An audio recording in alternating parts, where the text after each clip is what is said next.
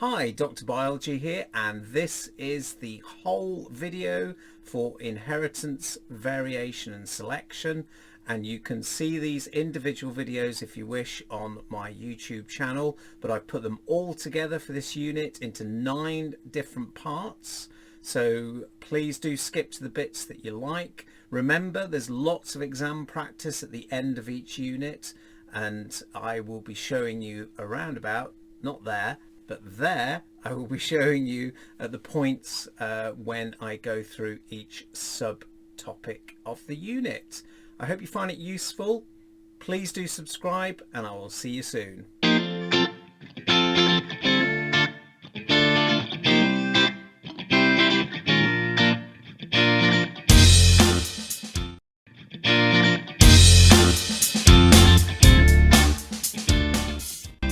So in animals, the sex cells or gametes are known as sperm and egg cells. In plants, the sex cells or gametes are called pollen and egg cells. In sexual reproduction, produces genetically different cells. Mother and father produce gametes such as sperm and egg, and it involves the joining of an egg and sperm, known as fertilization, to contain a mixture of the parent's genes. Asexual reproduction. Here are some examples of plants and animals that produce genetically identical offspring, such as spider plants, starfish, strawberry and aphids. They produce genetically identical offspring, so they only have one parent. There is no genetic variation and the offspring are the same as the parent. Bacteria, some plants and some animals reproduce asexually. How do we get gametes? Well, gametes are produced through meiosis. So meiosis is a form of cell division that produces 4 gametes. So daughter cells are not genetically identical, and the cell divides twice. So mitosis occurs and then meiosis. So the chromosome number is reduced by half. In humans, this is 23 chromosomes, and therefore produces gametes for sexual reproduction. This next part is for GCSE biology only. So you need to know the advantages and disadvantages of sexual and asexual reproduction. So advantages of sexual reproduction are basically you need 2 parents, it causes variation in offspring, and if the environment changes, variation gives a survival advantage as there is more genetic variation. Advantages of asexual reproduction: they are only 1 parent is needed, faster and more efficient than sexual reproduction, and many identical offspring can be produced when conditions are favourable. So organisms that reproduce both sexually and asexually include things like malarial parasites, fungi and plants, and we're going to go through some of those examples now.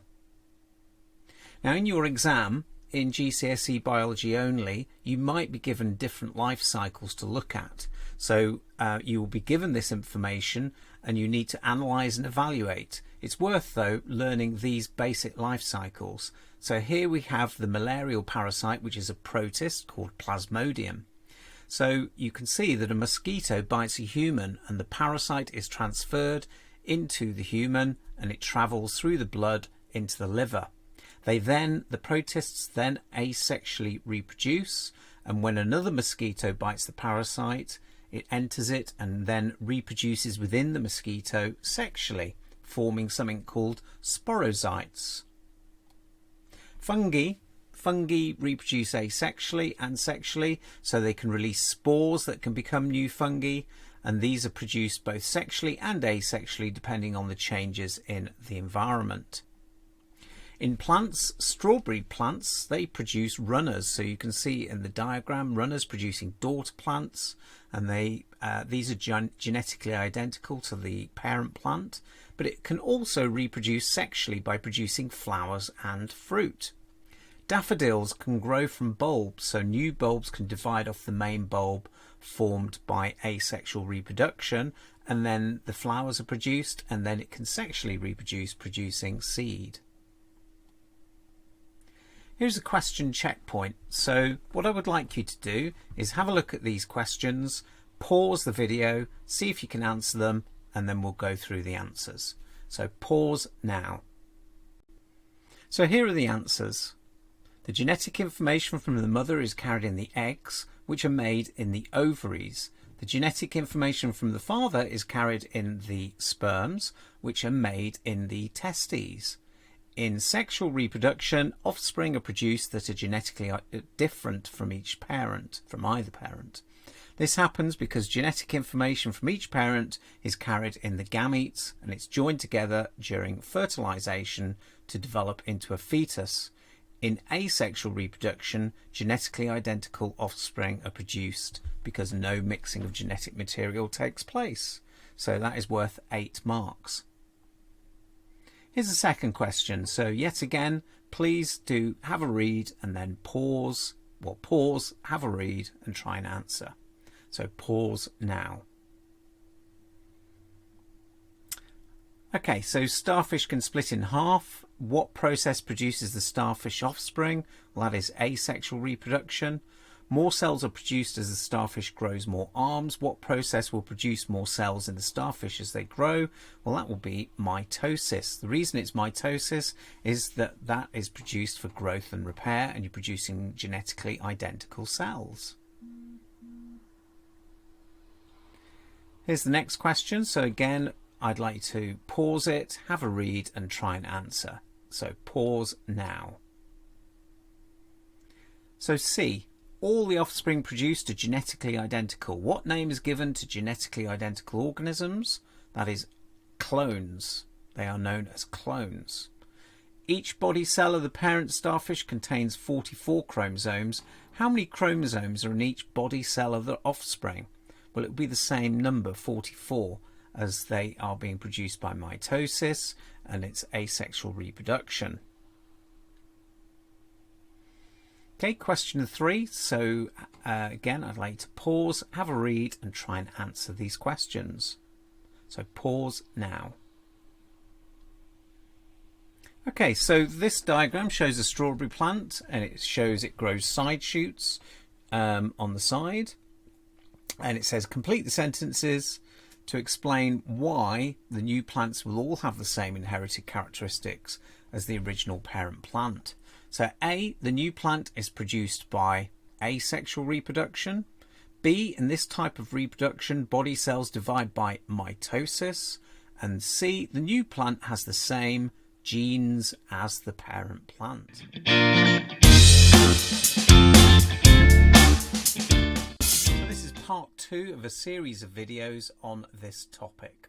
So firstly, if we look at a cell, if we look within a cell and the nucleus, we can see that there are chromosomes, and chromosomes are wound up pieces of DNA, and a section of DNA codes for a gene. So what is DNA? Well, DNA is the genetic material in the nucleus of a cell, and DNA is a polymer, so it's made up of 2 strands that form a double helix. So the DNA is contained in structures called chromosomes. DNA determines what inherited characteristics that you have. Chromosomes, well, DNA is found in chromosomes, and chromosomes, they come in pairs. So in a human there are 23 pairs, one pair of the sex chromosome, one pair of the sex chromosomes. So for example, in a male XY and in a female XX. So what is a gene and how are proteins made? Well, a small section of DNA codes for a particular sequence of amino acids to make a specific protein. So a piece of DNA, part of the DNA code of a gene, will code for an amino acid that makes a specific protein. So genes simply tell the cell what order to put the amino acids in. So this diagram shows the gene, and the section of DNA containing those instructions that make amino acids, and those amino acids are joined together by bonds and therefore they make a protein. So a genome is the entire set of the genetic material in an organism. Now, the human genome was actually first sequenced and completed in 2003. So scientists can identify genes linked to disease and develop effective treatments. You can also trace the migration of populations of people around the world, as all modern humans are descended from a common ancestor who lived in Africa. So DNA structure. So this is GCSE biology only. So a piece of DNA is known as a nucleotide. Now, DNA is a polymer and it's made from 4 different types of nucleotides. So each nucleotide consists of a common sugar, phosphate group, and one of 4 different nitrogenous bases attached to the sugar. And those are known as A, C, G, and T. Now, 3 bases, so 3 of those bases will code for 1 amino acid, and that's known as a triplet code. DNA has the bases are what we call complementary base paired. So what we mean by that, A always pairs up with T and C always pairs up with G, as you can see in this diagram. So you can see the double-stranded piece of DNA at the bottom right-hand corner, and you can see the A to T, C to G. There we go. So A always pairs up with T, C always pairs up with G. There are also, in the DNA code, there are non-coding parts. Now, you will need to know this for GCSE biology higher tier only. So there are parts of the DNA that don't code for a protein. So those are called introns. So there are large parts of the code that don't actually code for proteins.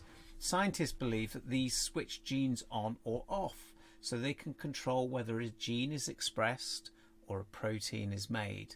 And currently there is a lot of research into this part of the DNA code, known as non-coding DNA or intron.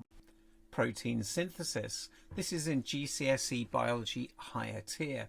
So how on earth are proteins made? Well, first of all, in the nucleus, the DNA code is copied, and that produces a molecule called mRNA, or messenger RNA. That then travels through the nucleus and into the cytoplasm and eventually to the ribosome. So this is where proteins are synthesized. So the mRNA codes for a particular amino acid, and that's usually 3 bases, so 3 bases of mRNA, and they code for a specific amino acid. They're put together and they're bonded and they make a protein, and that folds up to make a unique shape, and it forms proteins that do their jobs, such as things like enzymes, hormones, or forming structures in the body such as collagen. Now, mutations also occur. So a mutation is a random change of DNA.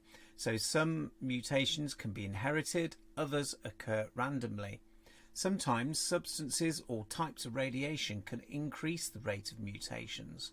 So mutations change the base sequence of DNA bases, so the amino acids may be different, meaning that sometimes the protein it codes for is what we call non-functional. So in the diagram you can see an enzyme here, and you can see that a mutation has caused the enzyme active site to change shape. If it changes shape, it no longer fits the substrate, therefore you no longer have enzyme substrate complexes. There are different types of mutation, and again you will need to know this for GCSE biology higher tier. So the first one is substitutions, where one base is swapped for another base. So you can see the substituted bases, and what sometimes happens is that the amino acid it coded for is made to be different. Sometimes it's the same, but sometimes it's different, and therefore affects the functioning of the protein. Second is deletion, so a random base is deleted from the sequence. This is more, this causes more issues because it shifts what we call the reading frame from the left of the one base. So it changes all of the codons or all the triplet codes after it, and therefore all the amino acids may change, therefore making the protein non-functional. And thirdly, insertions, where a random base is added to the sequence. So similar to deletions, the reading frame has a knock-on effect further down the sequence and therefore has a serious effect on the protein. Okay, so let's have a look at some questions. So what I would like you to do is to pause the video, read and answer the questions, and then come back and I will go through the answers with you. So pause now. Okay, so this question is asking several questions, so here we go. A gene is a small section of DNA. The sex chromosomes in the human male are XY, X and Y. Most human body cells contain 46 chromosomes, and the number of chromosomes in a human gamete is actually half the number in body cells. Gametes are produced by meiosis.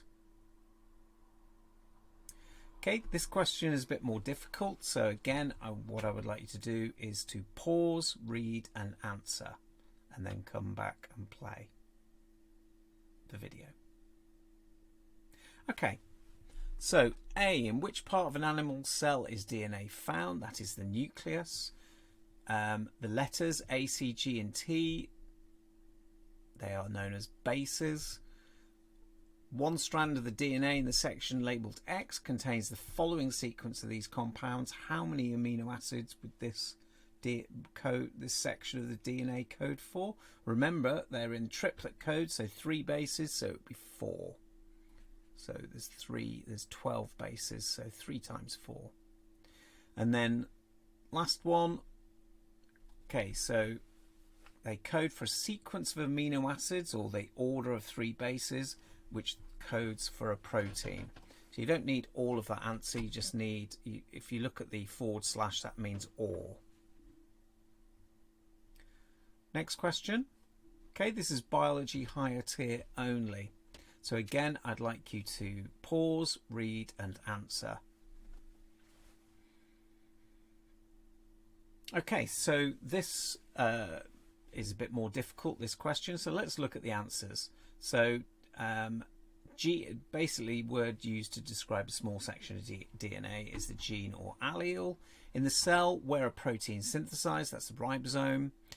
And then describe how the protein for blue-eye color is synthesized. You can have any 3 of the following.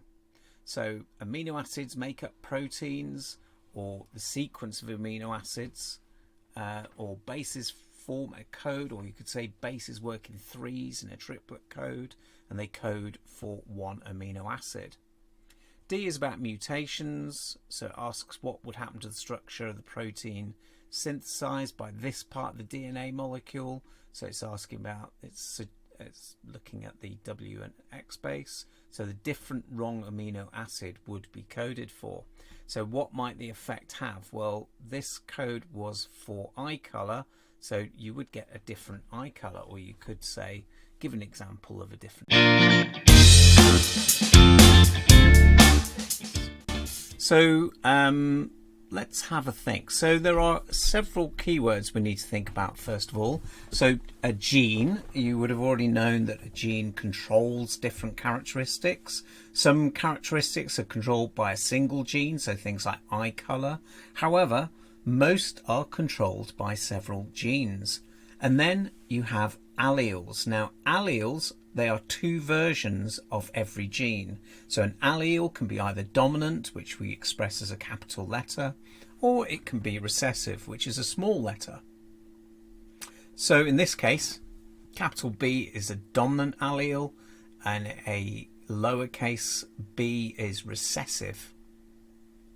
So if an organism has 2 alleles that are the same, then they're said to be homozygous. Whereas if an organism has two alleles that are different, then it's heterozygous. So in this case you can see heterozygous pointing to the big B little b, and homozygous to the little b and the big B. And you'll notice dominant is capital letter, recessive is lowercase. Now your genotype is the combination of alleles you have, and your phenotype are the characteristics that you have. Okay, so just a quick recap of some of those words. Okay, particularly though, a genotype describes the alleles present or a genetic makeup of an individual, and phenotype describes the physical appearance of an individual. So what I'm going to do is I'm going to show you some examples of what happens when alleles cross with each other and what kind of characteristics you would get. Okay, so let's have a look at some examples of what we call Punnett square genetic diagrams. So let's imagine that we have the dominant allele, so big B in this case, will give you brown eyes, whereas the recessive allele will give you blue eyes. Now, in terms of the alleles, to have brown eyes, then either the person will be big B little b or big B big B. To have blue eyes, they would have to have both recessive alleles. Okay, so let's have a look at two parents first of all. Okay, so I'm going to tell you that the parents both have brown eyes.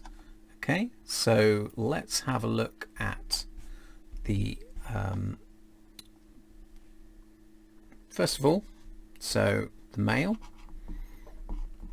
is going to have the following. Okay, so big B, and then I'm going to draw Punnett square like that, very badly, and the female up here is going to be big B little b. So what we need to do is work out what the genotypes are. So these are the genotypes, okay, and then we need to work out, well, what proportion of offspring will have blue eyes or brown eyes. So this is the way I do it. So male, so big B, female, big B, male, big B, female, little b, male, big B, female, big B, and then male, big B, female, little b. So in this case you can see that basically all of them will have brown eyes. Okay, and you can see actually that half of them will be homozygous and the others will be heterozygous. Okay, so let's go on to another example. So I'll just wipe that out. So let's imagine we have a different set of parents. Okay, so in this case, actually the father has blue eyes and the mother has brown eyes. Okay, so again we'll draw the Punnett square.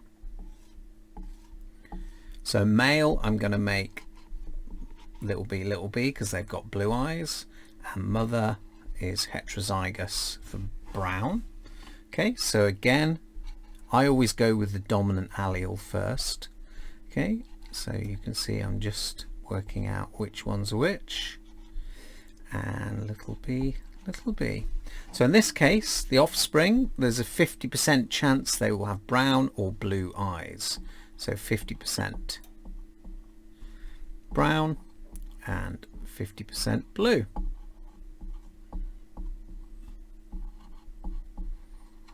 So just to recap that, okay, so here are the blue eyes, so they're the blue, and then brown. Do I have a brown? Oh goodness me, I do. There you go. There we go.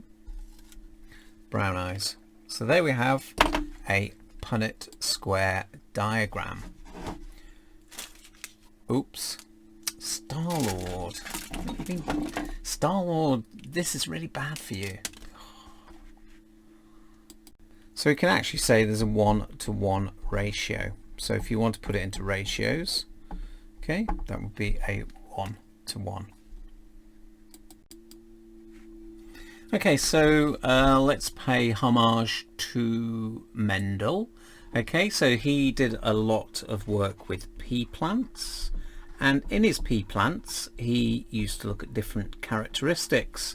One of the characteristics he looked at was whether the peas can be either round, so round, or wrinkly. Okay, so that's a wrinkly pea. Okay, and he basically the gene that causes the wrinkly pea is recessive. So let's use a little r to represent that. Okay, so a wrinkly one is going to be 2 alleles there, little r, and round peas are either going to be homozygous dominant or they're going to be heterozygous dominant. Okay, so let's cross a round pea. So we've got round pea with a wrinkly pea. Okay, so we're going to use this. Okay, now again I'm going to use Punnett squares. I just find Punnett squares so much easier than using other methods. One of the other methods is using arrows, which I really find confusing myself. Okay, so let's do the cross. So big R, little r, big R, little r, big R, little r, and big R, little r. Okay, so this shows a genetic cross, and it shows all these are the possible alleles of the offspring. And as you can see, you're predicting and explaining what will happen. And in this case, you can see that all would be round, so all would be round peas. Okay, so let's have a look at a different one, so different ratios, so that basically they will all be round. So let's imagine, okay, we take those offspring. Okay, so we're going to take both round peas, so we're going to take both the round peas, so both heterozygous dominant, okay, and we're going to cross them again in a Punnett square. Okay, so here we go. So big R, little r, big R, little r. So this case you've got a homozygous dominant, heterozygous dominant, heterozygous dominant, and you've got homozygous recessive. Okay, so in this case you can see that the cross gives you what we call a 3-to-1 ratio. So you got 1 round, 2, 3. So that is a 3-to-1 ratio. Okay,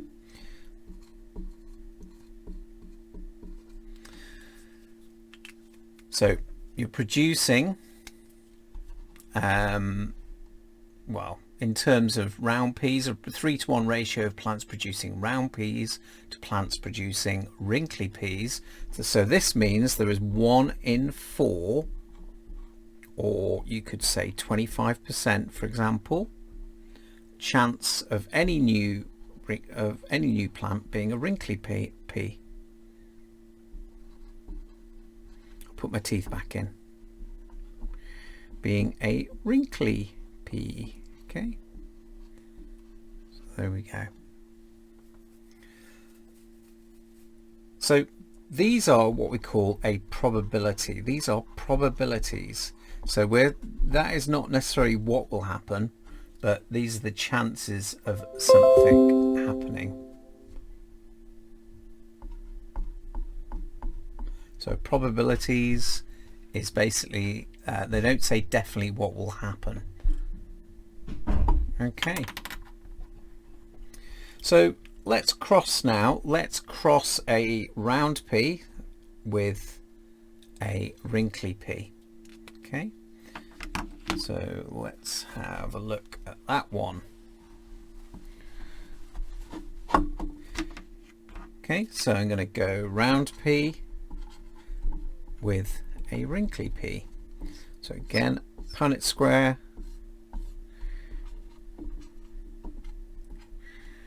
and if we cross them,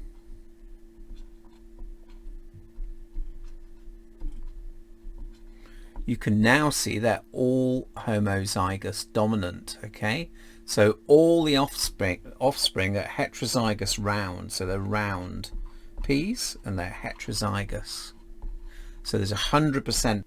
So for GCSE biology only, you will need to know about the works of Gregor Mendel. So our understanding of inheritance began with the work of Gregor Mendel and has developed over time. So he was an Austrian monk, and before that he actually trained in mathematics and natural sciences before joining the monastery. He had a garden plot in the monastery, and he grew many different species of plants, including peas. And he noticed that characteristics were passed on from one generation to the next. And he noticed that certain things were being inherited, and he called these hereditary units. He didn't realize at the time that these were related to the genes of the plant, the genes and alleles, as that had not been discovered yet. So these results were published in 1866, but not many scientists took note of what he had done because of where he had published his work, and also he was well advanced in terms of his thinking of hereditary units at the time.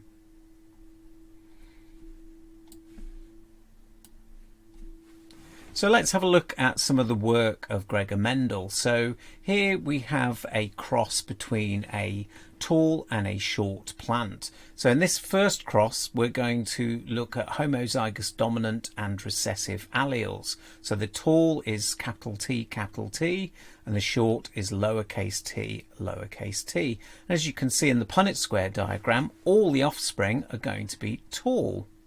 Now, if you then cross the two tall plants, so what we call the heterozygous dominant plants, you'll notice then that we get 3 tall and 1 short. So this is known as a 3-to-1 ratio, and this is something that you would find in lots of different species, not just plants but also animals. Okay, and it's a law of genetics basically, and it shows the kind of the inheritance of characteristics. So from all his experiments on the pea plants, looking at different things such as height, colour, shape of peas, he came to the following conclusions, and you need to learn these for your exam.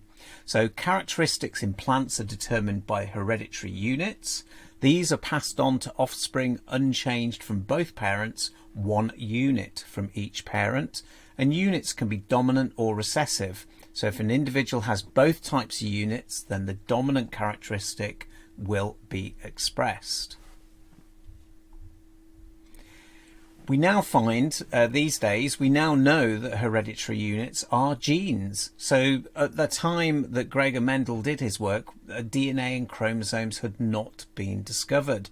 So his findings really were way ahead of his time, and it really set the foundations in terms of inheritance at an early stage. So when DNA and genetics was starting to be discovered around the turn of the 20th century, people started to take note of his work, and it wasn't until after his death that the significance of what he had done became apparent.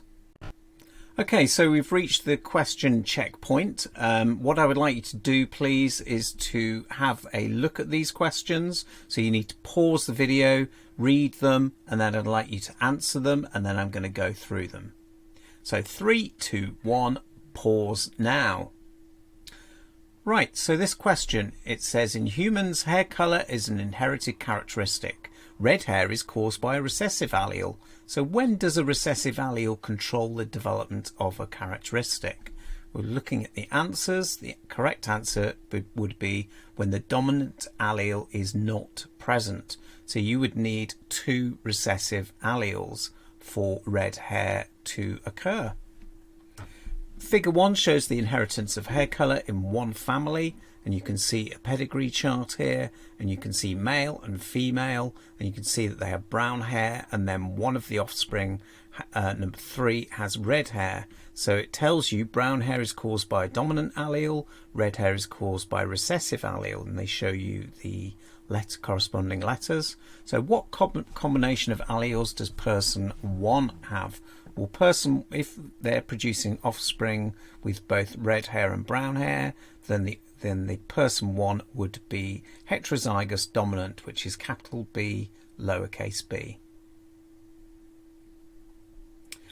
Okay, so I'd like you again to pause, have a look and answer this question. So 3, 2, 1, pause. Then says person 3 married a woman with brown hair. So figure 2 shows how hair colour should be inherited by their children, and it tells you to complete figure 2 to show the combination of alleles that the children would inherit. One has been done for you. So you need to fill in the corresponding Punnett square. So the answers you would get are these. Okay, so you're showing you're showing basically the alleles. So you're showing that 50% brown hair and 50% have red hair. And then it says, what is the probability that one of the children would have red hair? Well, you can see that it's a 50% chance, so it's 1 in 2. So question 2, what I'd like you to do again is to pause, read and answer. So in 3, 2, 1. So question 2, humans have 2 different sex chromosomes, X and Y, and they show figure 2 shows the inheritance of sex in humans, and it says circle a part of figure 2 that shows an egg cell. We can have either that answer, the X, or the other X from the mother. It says give the genotype of male offspring, so the genotype of the different sex chromosomes, so it would be X and Y. And then a man and a woman have 2 sons. The woman is pregnant with a 3rd child. What's the chance that this child will also be a boy? Well, that will be 50%. So regardless of how many children you've had, every time you have a child, it's going to be 50%. Question 3. Okay, so this is GCSE biology only. So it gives you some information about Gregor Mendel, and the diagram shows the results Mendel obtained in one investigation with the purple flowered and white flowered pea plants. So I'd like you to have a really good look at this, please, and pause it and answer. So 3, 2, 1. So first question, it says calculate the ratio of purple flowered plants to white flowered plants in the F2 generation. Now, you already know from what I've been saying that it's a 3-to-1 ratio. However, in the exam, they actually want you to calculate it. So the key word is calculate. So the answer is 3.15 to 1. So you take 705 and divide by 224. You can have 3.147 to 1, but it's best to round it up. If you were to put 3.14 to 1, it would be incorrect. So it's important you get that correctly shown in terms of the figures. Then it says there was a total of 929 plants in the F2 generation, so Mendel thought that the production of a large number of offspring plants improved the investigation.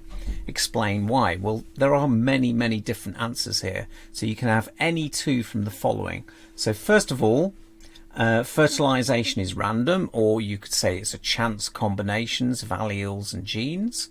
You're more likely to get theoretical ratios or a correct pattern or valid results if you use a large number of experimental results.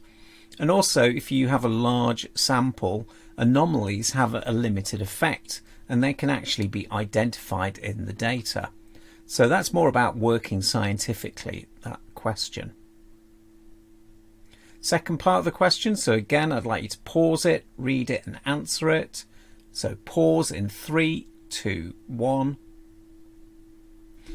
So it says in B, it says some of the plants in the diagram are homozygous for flower colour and some are heterozygous. And it says complete the table to show whether each of the plants is homozygous or heterozygous. So purple flowered plant in the P generation.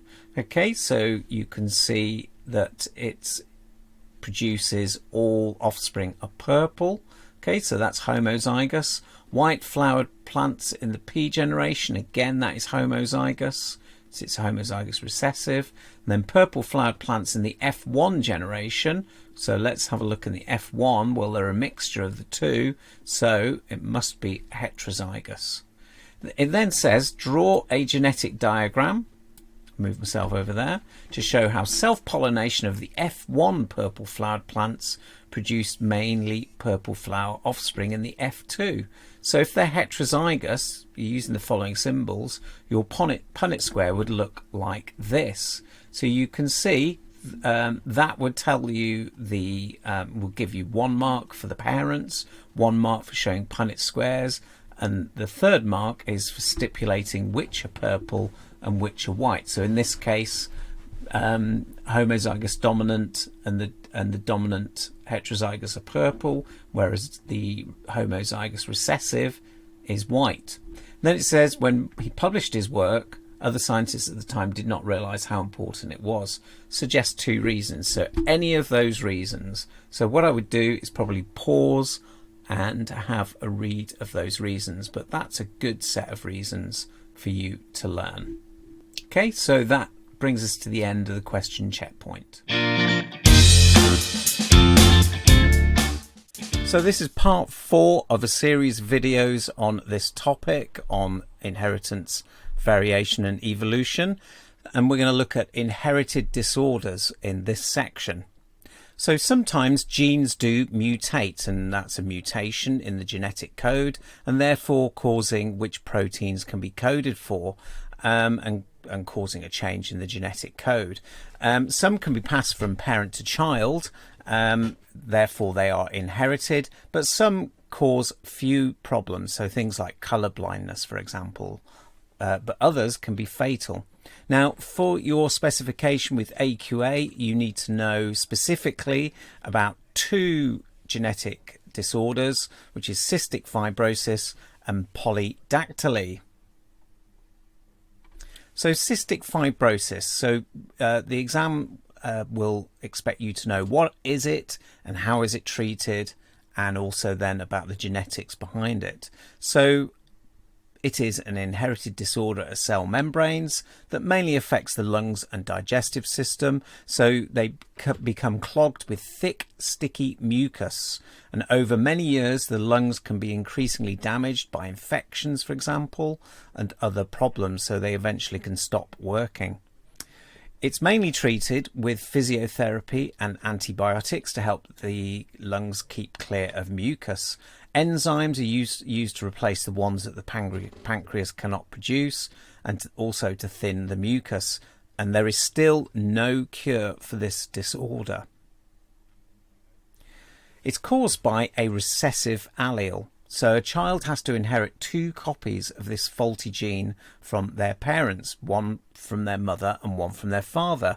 So in this case, capital F is the dominant allele and the recessive allele is shown as a lowercase f. So if the parents have a heterozygous dominant, in other words, big F, little f, they are known as carriers. Now, the parents won't have the symptoms of cystic fibrosis, but they carry one faulty gene or one faulty allele. So if you inherit both recessive alleles, then you have cystic fibrosis.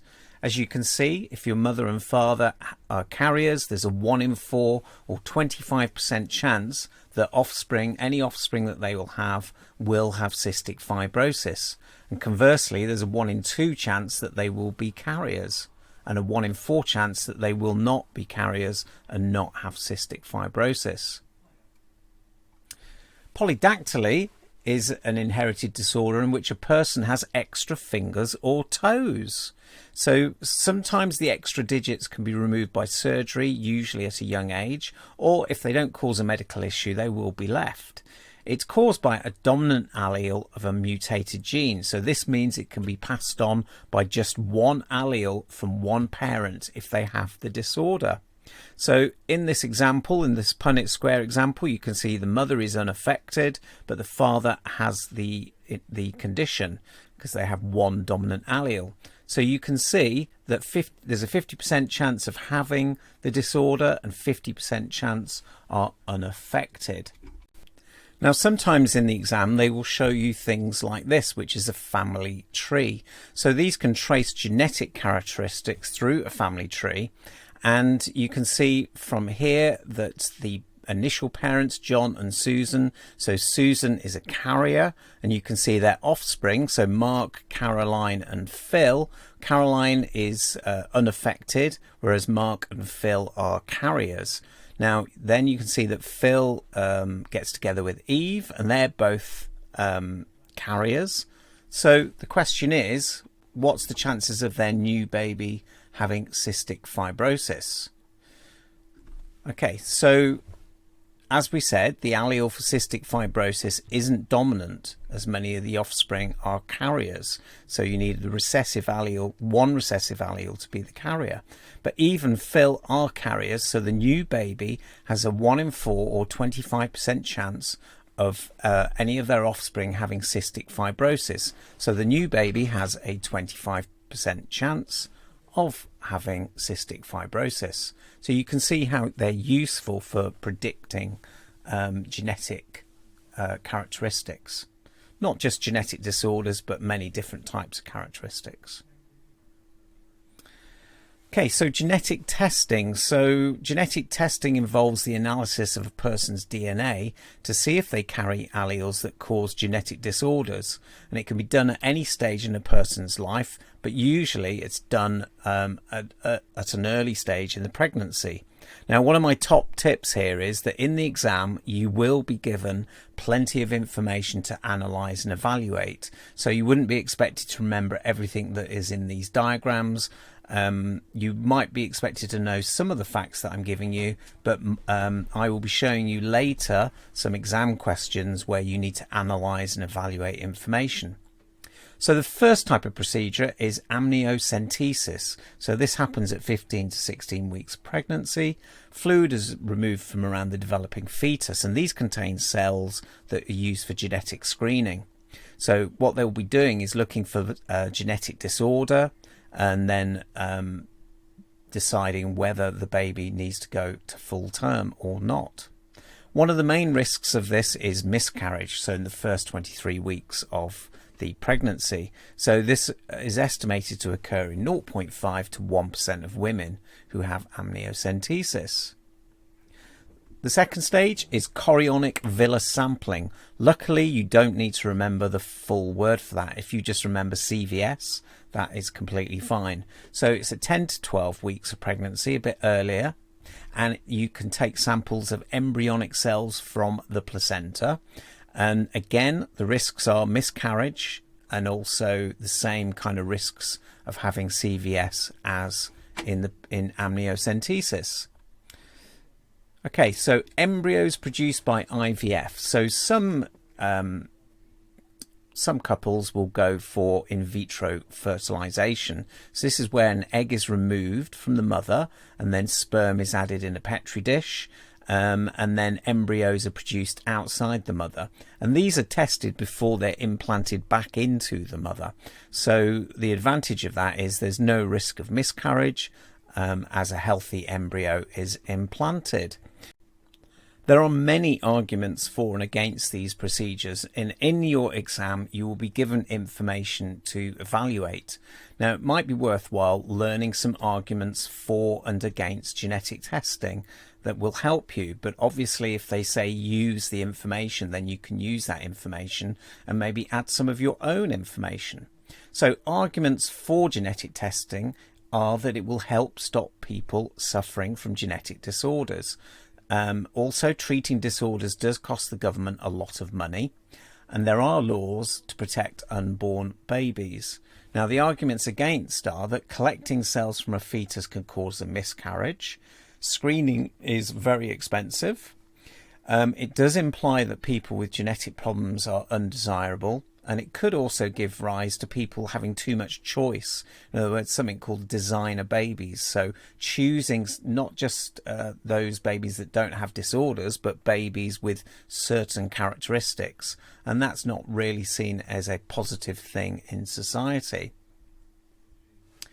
Okay, so let's have a look at some questions. So this is a question checkpoint, and what I'm going to ask you to do in a minute is to pause and read and try and answer the question.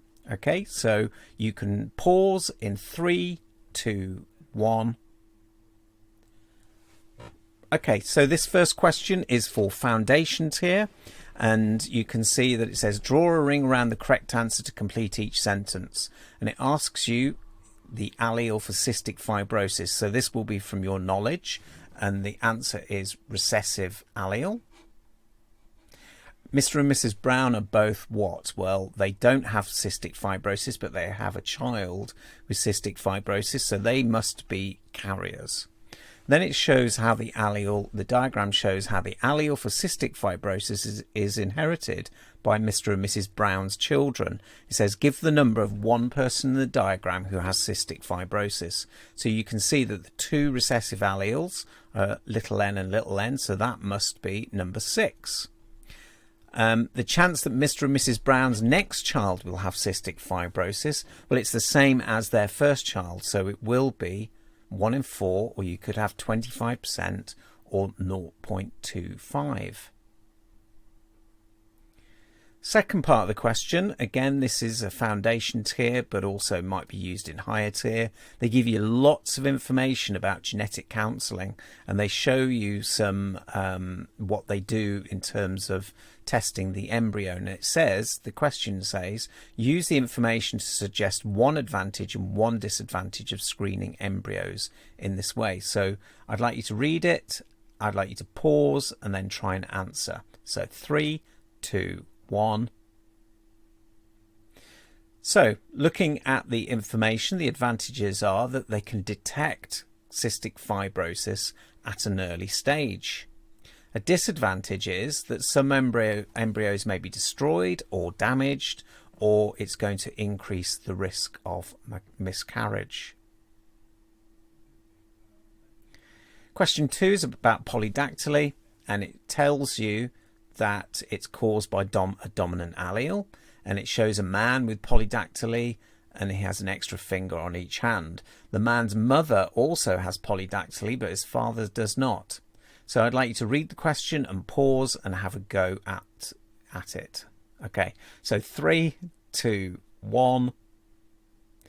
So the first question, the man is heterozygous, and it wants you to explain how the information given above shows that the man is heterozygous to polydactyly.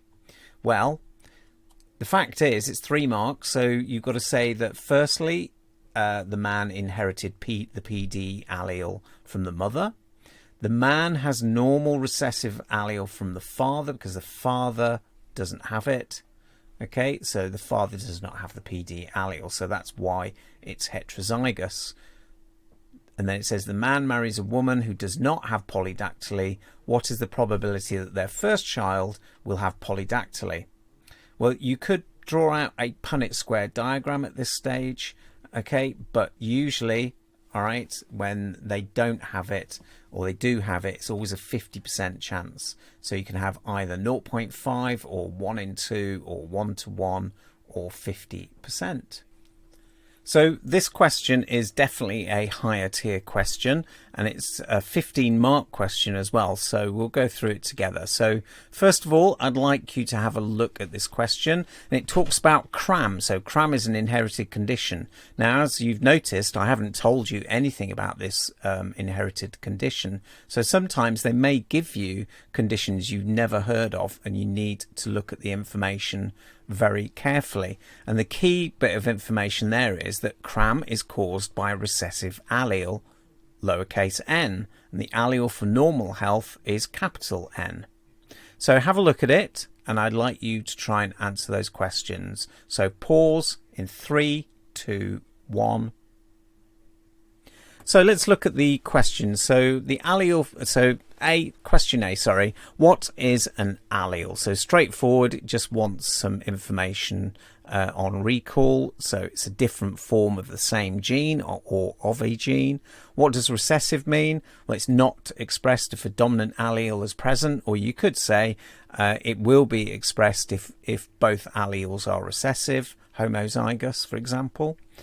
Give evidence from the diagram that cramp is caused by a recessive allele. So you need to look at the diagram and you need to decide which ones. And you'll notice that unaffected parents 7 and 8, they have a man with cram. So they have an affected child, number 10. So therefore, that is saying it's caused by a recessive allele because the parents must be heterozygous dominant, and the child, number 10, has inherited both recessive alleles.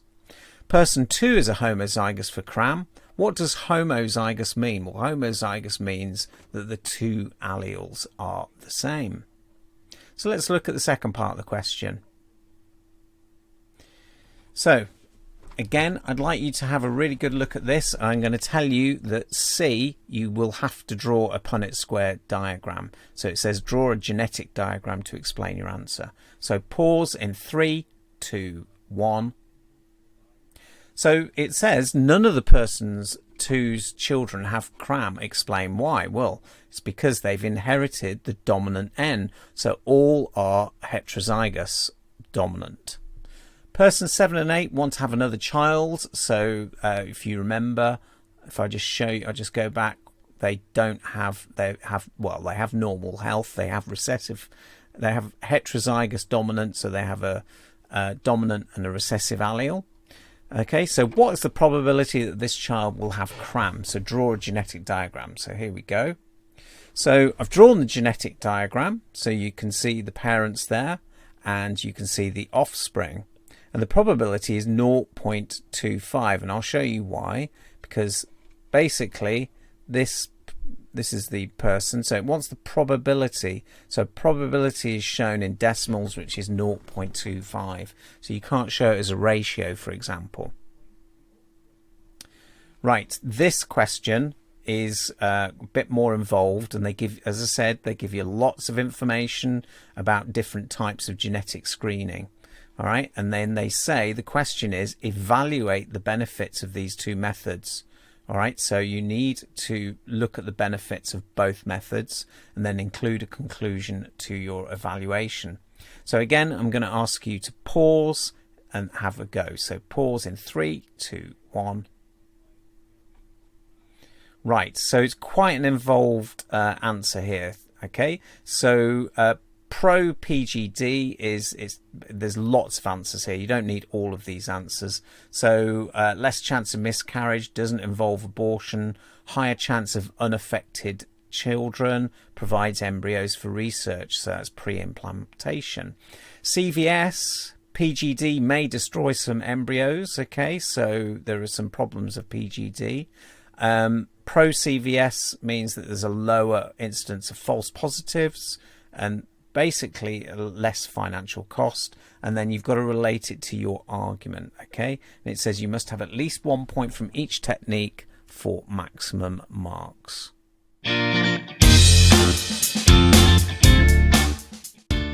So individuals in a population are similar, but however they are not identical. So this is variation. And this is controlled by 4 separate things that I'm going to discuss now. So first of all is genetics. Secondly, the environment.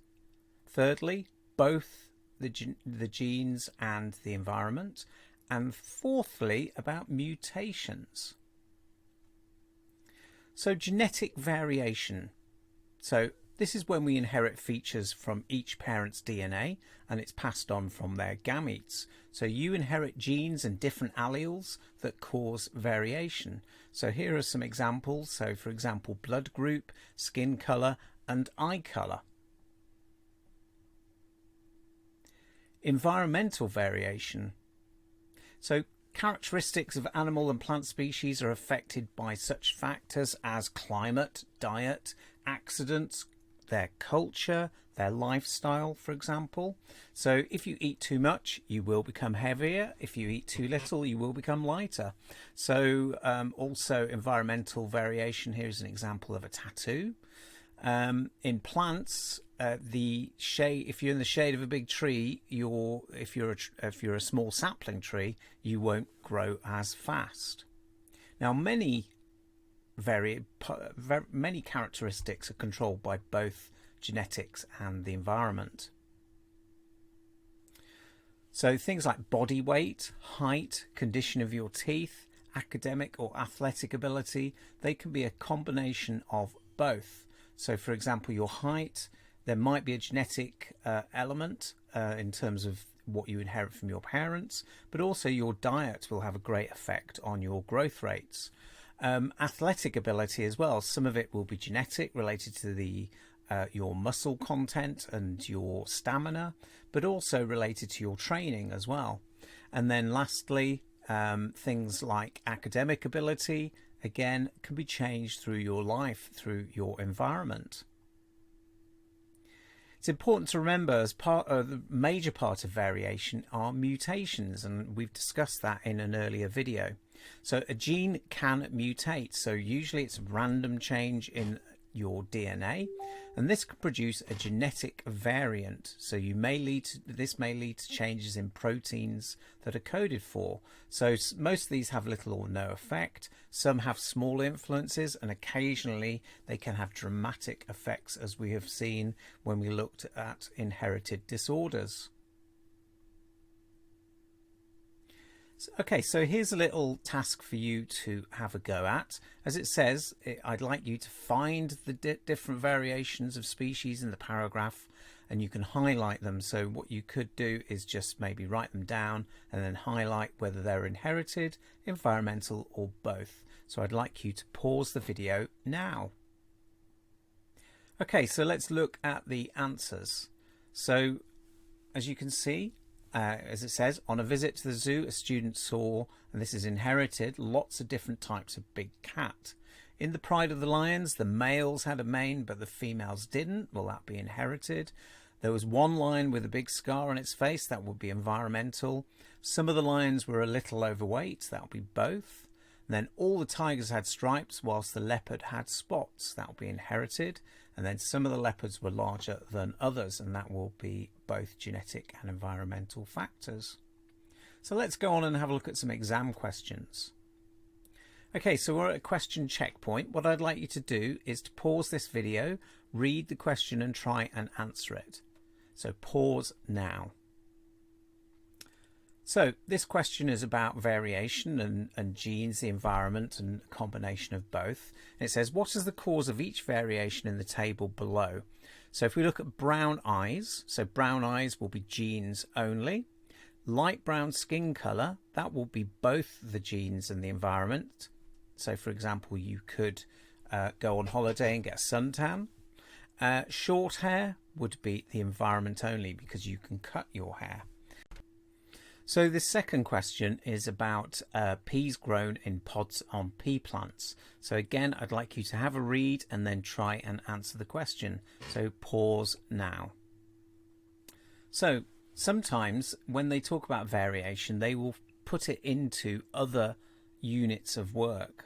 So they might put it in a unit of work such as, for example, about plants, about photosynthesis possibly. And they will give you some information, and that information you need to analyse and evaluate. So they give you some information saying a gardener grew 4 varieties of pea plant, A, B, C and D, in his garden, and then it shows the results. And it shows the range of number of peas in a pod and the mean number of peas in each pod.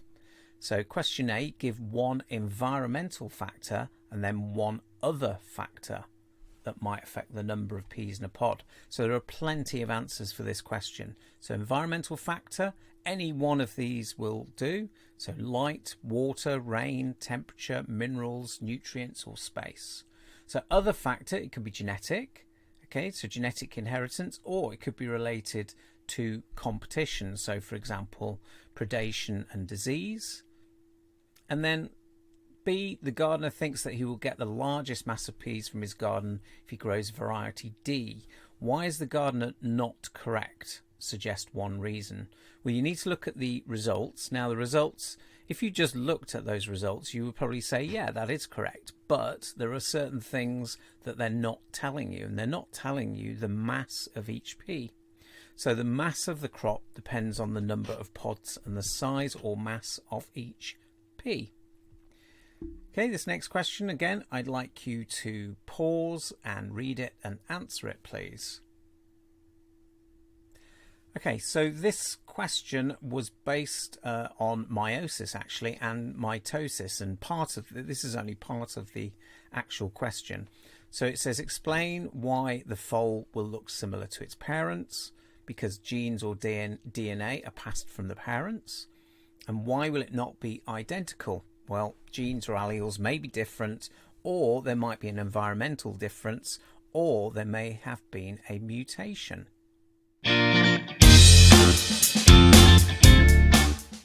So the first question to ask is, what is evolution? Well, evolution refers to the fact that all organisms today evolved from the first simple life forms that existed on Earth 3 billion years ago. Over time, organisms have generally got bigger and more complex, and as the environment has changed, new species have evolved.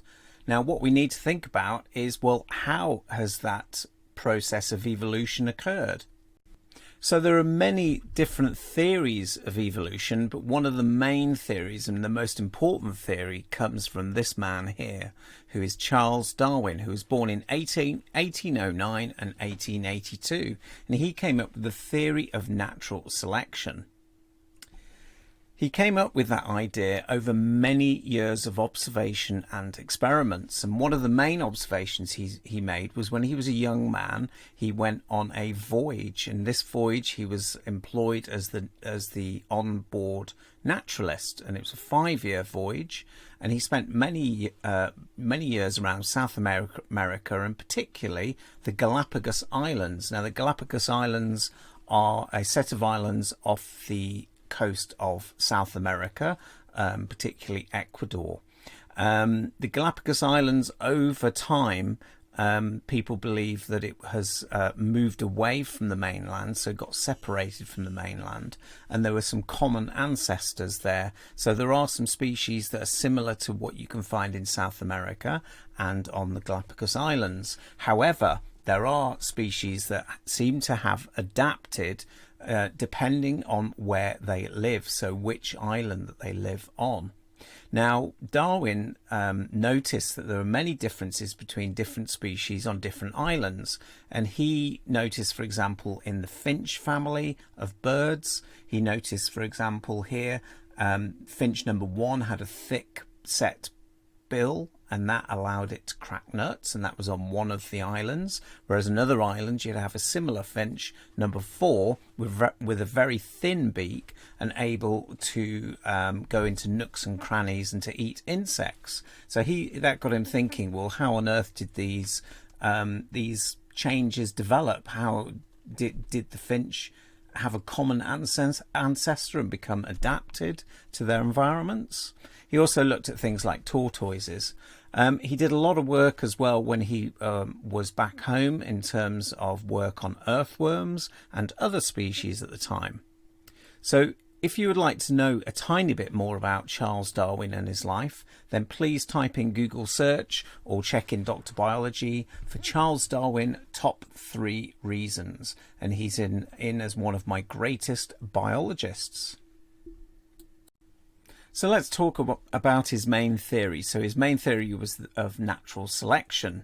So firstly, there is variation within a species. Those organisms better adapted will be able to survive and reproduce and pass on the successful genes. And this is called survival of the fittest, or he named it survival of the fittest.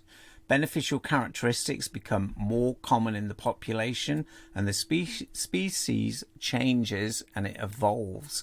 This process is called natural selection. So where does the evidence for this evolution come from? evidence for this theory? Well, Darwin's theory is based on lots of observations and evidence, and much of that body of evidence is widely accepted today. And there are certain things that Darwin wouldn't have known about, which was genes and genetics, but this has really proven his theories of natural selection as being correct. So the discovery of genes and genetics, characteristics are controlled by genes, and we know that mutations cause genetic variation, and so the mechanism for species adaptation. And secondly, the fossil record. So whilst not complete, it does show how much or how little organisms have changed or evolved over time. So in your exam, you'll need to know a bit about fossils. So we'll look at fossils and the fossil record. So these are remains of organisms from millions of years ago, and they are found in rocks. So fossils are formed in three particular ways. Firstly, the gradual replacement by minerals. So hard parts like teeth, shell and bones, they won't decay and they last a long period of time. So if the conditions are correct, they'll be buried and they therefore will not be further decayed, and the minerals in the soil, so rock minerals, will replace the bone and form a rock-like substance shaped like the original hard part. Secondly is casts and impressions. So if an organism dies in a very soft material like clay, the clay hardens and the organisms then decay and they leave a cast of themselves. So you can get things like footprints, plant roots, leaves, and lots of different impressions of a species. And thirdly, preservation in places where no decay happens. So for example, in amber, in peat bogs, tar pits, frozen glaciers, there is no oxygen or moisture, so decay microbes can't survive, and therefore the animal or organism is preserved. So when an organism dies, it could get buried. Okay, so when it gets buried, as more and more soil and rock replaces that over time, you get a layering effect, and you tend to find fossils in things like sedimentary rocks, which are layered rocks. So if we look further down the rocks, we're looking at millions of years ago, and scientists have found that there are simpler life forms. You find much simpler life forms in older rock, whereas rocks that are recent or to the present day, you find fossils that are more complex.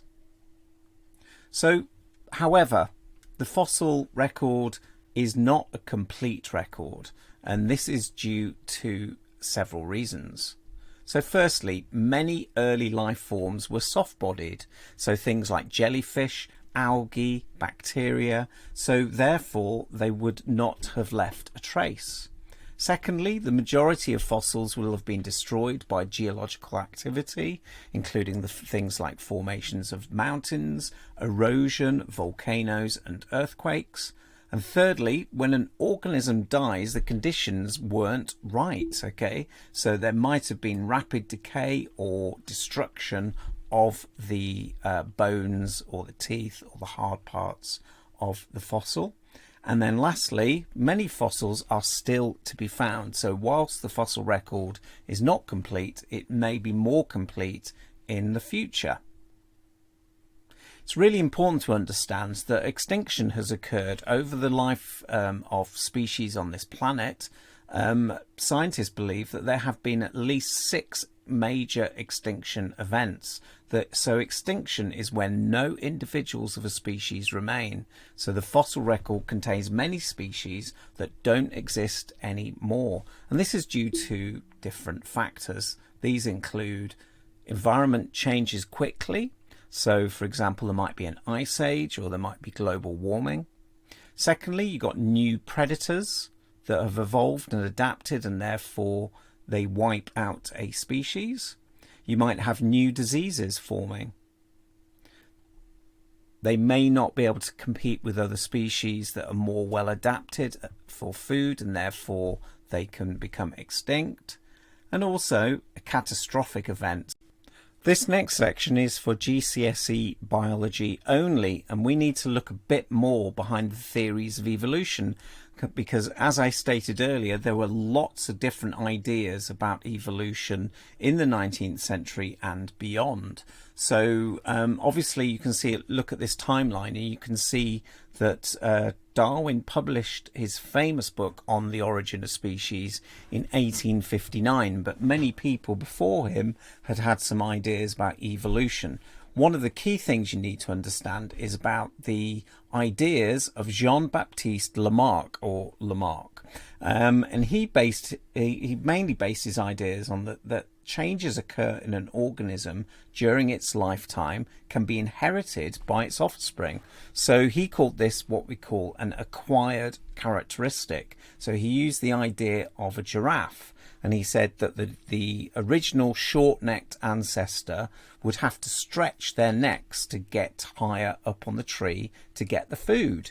Now, he suggested that stretching caused the neck to get longer over many different generations. However, his theories were discredited through experimentation.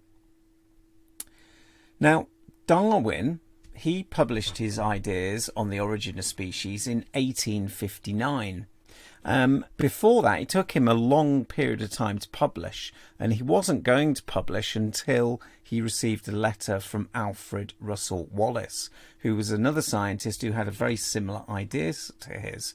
However, we need to understand that the theory of evolution by natural selection was only gradually accepted, and because of these main points.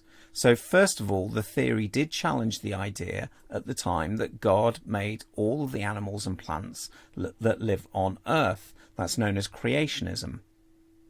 There was insufficient evidence at the time the theory was published to convince many scientists. So much of his evidence was observational, and he had lots of evidence, but not specific evidence of how natural selection came about. Thirdly, the mechanism of inheritance and variation was not known until at least 50 years after the theory was published. So, on to speciation. So speciation explains why over time different organisms may evolve. Now this is also in combined science, this part. So first of all, we need to know what a species is. So a species is a group of similar organisms that give rise to fertile offspring. So fertile meaning that they can then go on and have their own offspring.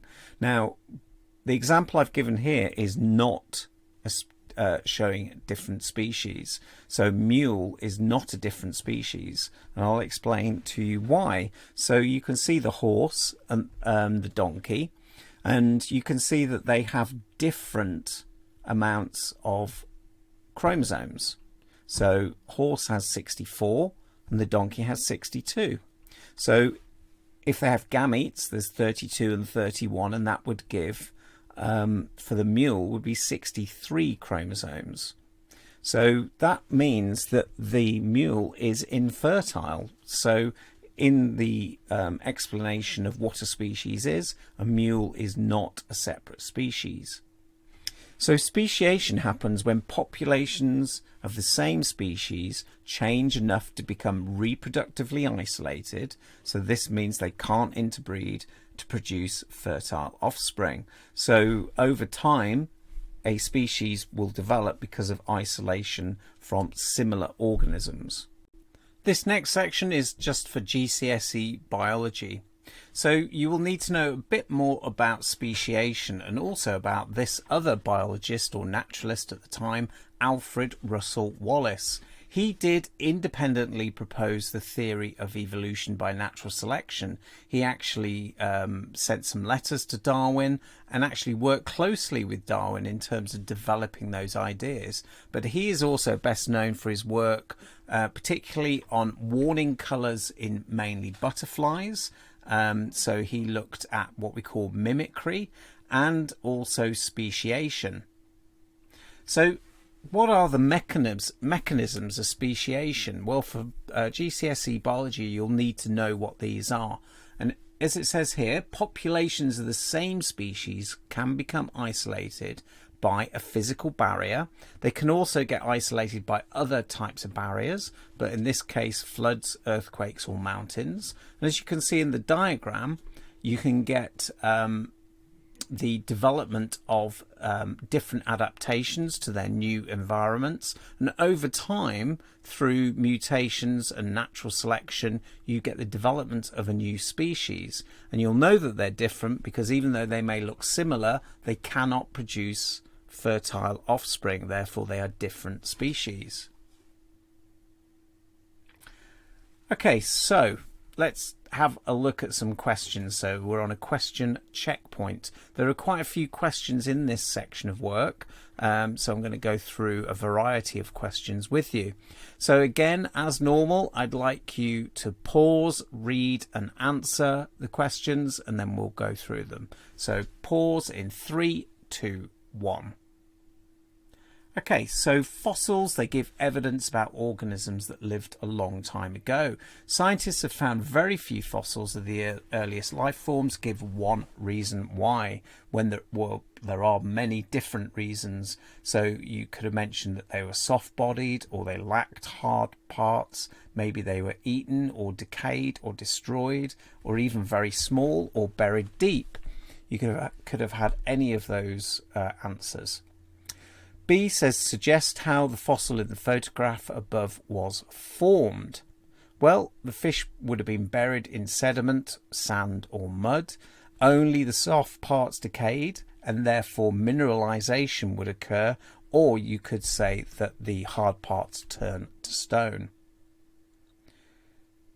C, so okay, again, I'd like you to pause, read and answer these questions in 3, 2, 1. So it says the species of fish shown in the photograph is now extinct. Give 2 possible causes of extinction. So again, there are many answers here. So any 2 from drought, ice age, volcanic activity, global warming, asteroid, meteor strikes, new predators, new diseases, competition or habitat change. The next question asks, what is a mutation? Well, it is a change in a gene. And then E, describe the process of natural selection. And there are 3 marks available for this question. So you need to mention there's variation. You could mention there's a mutation. The better adapted survive. So you get, or you could say the survival of the fittest. Therefore, they pass on their alleles or genes. Okay, second question, I'd like you to pause, have a read and then answer. So in 3, 2, 1. Okay, so this is showing in the Grand Canyon, scientists have found fossils of several different groups of organisms. The diagram shows the number and age of the fossils. That's important in this question, the number and age of the fossils that the scientists found. The width of each shaded area shows the number of fossils found. So first question, what is a fossil? Quite straightforward. It's the remains of organisms found in rocks. Which group of organisms, A, B, C or D, was the first to evolve? Well, that would be the one that is the oldest in terms of the age of fossils, so that would be D. Which group is now extinct? Well, you can see that the one that is not at present day is group B. And then give one environmental factor that might have caused this group of organisms to become extinct. And again, there is a range of answers. So you could say there was global warming, climate change, ice age, maybe they were eaten by a predator, habitats have changed, anything of that kind. So again, I'd like you to have a read and try and answer these questions. So pause in 3, 2, 1. Okay, so scientists suggested that 10 million years ago, organisms of group C were more common than organisms from any of the other group. So what is the evidence? Well, basically, group C has the largest width, or it has the widest point, so therefore it has the highest numbers. And then, which of the following would provide the best evidence that their suggestion is correct?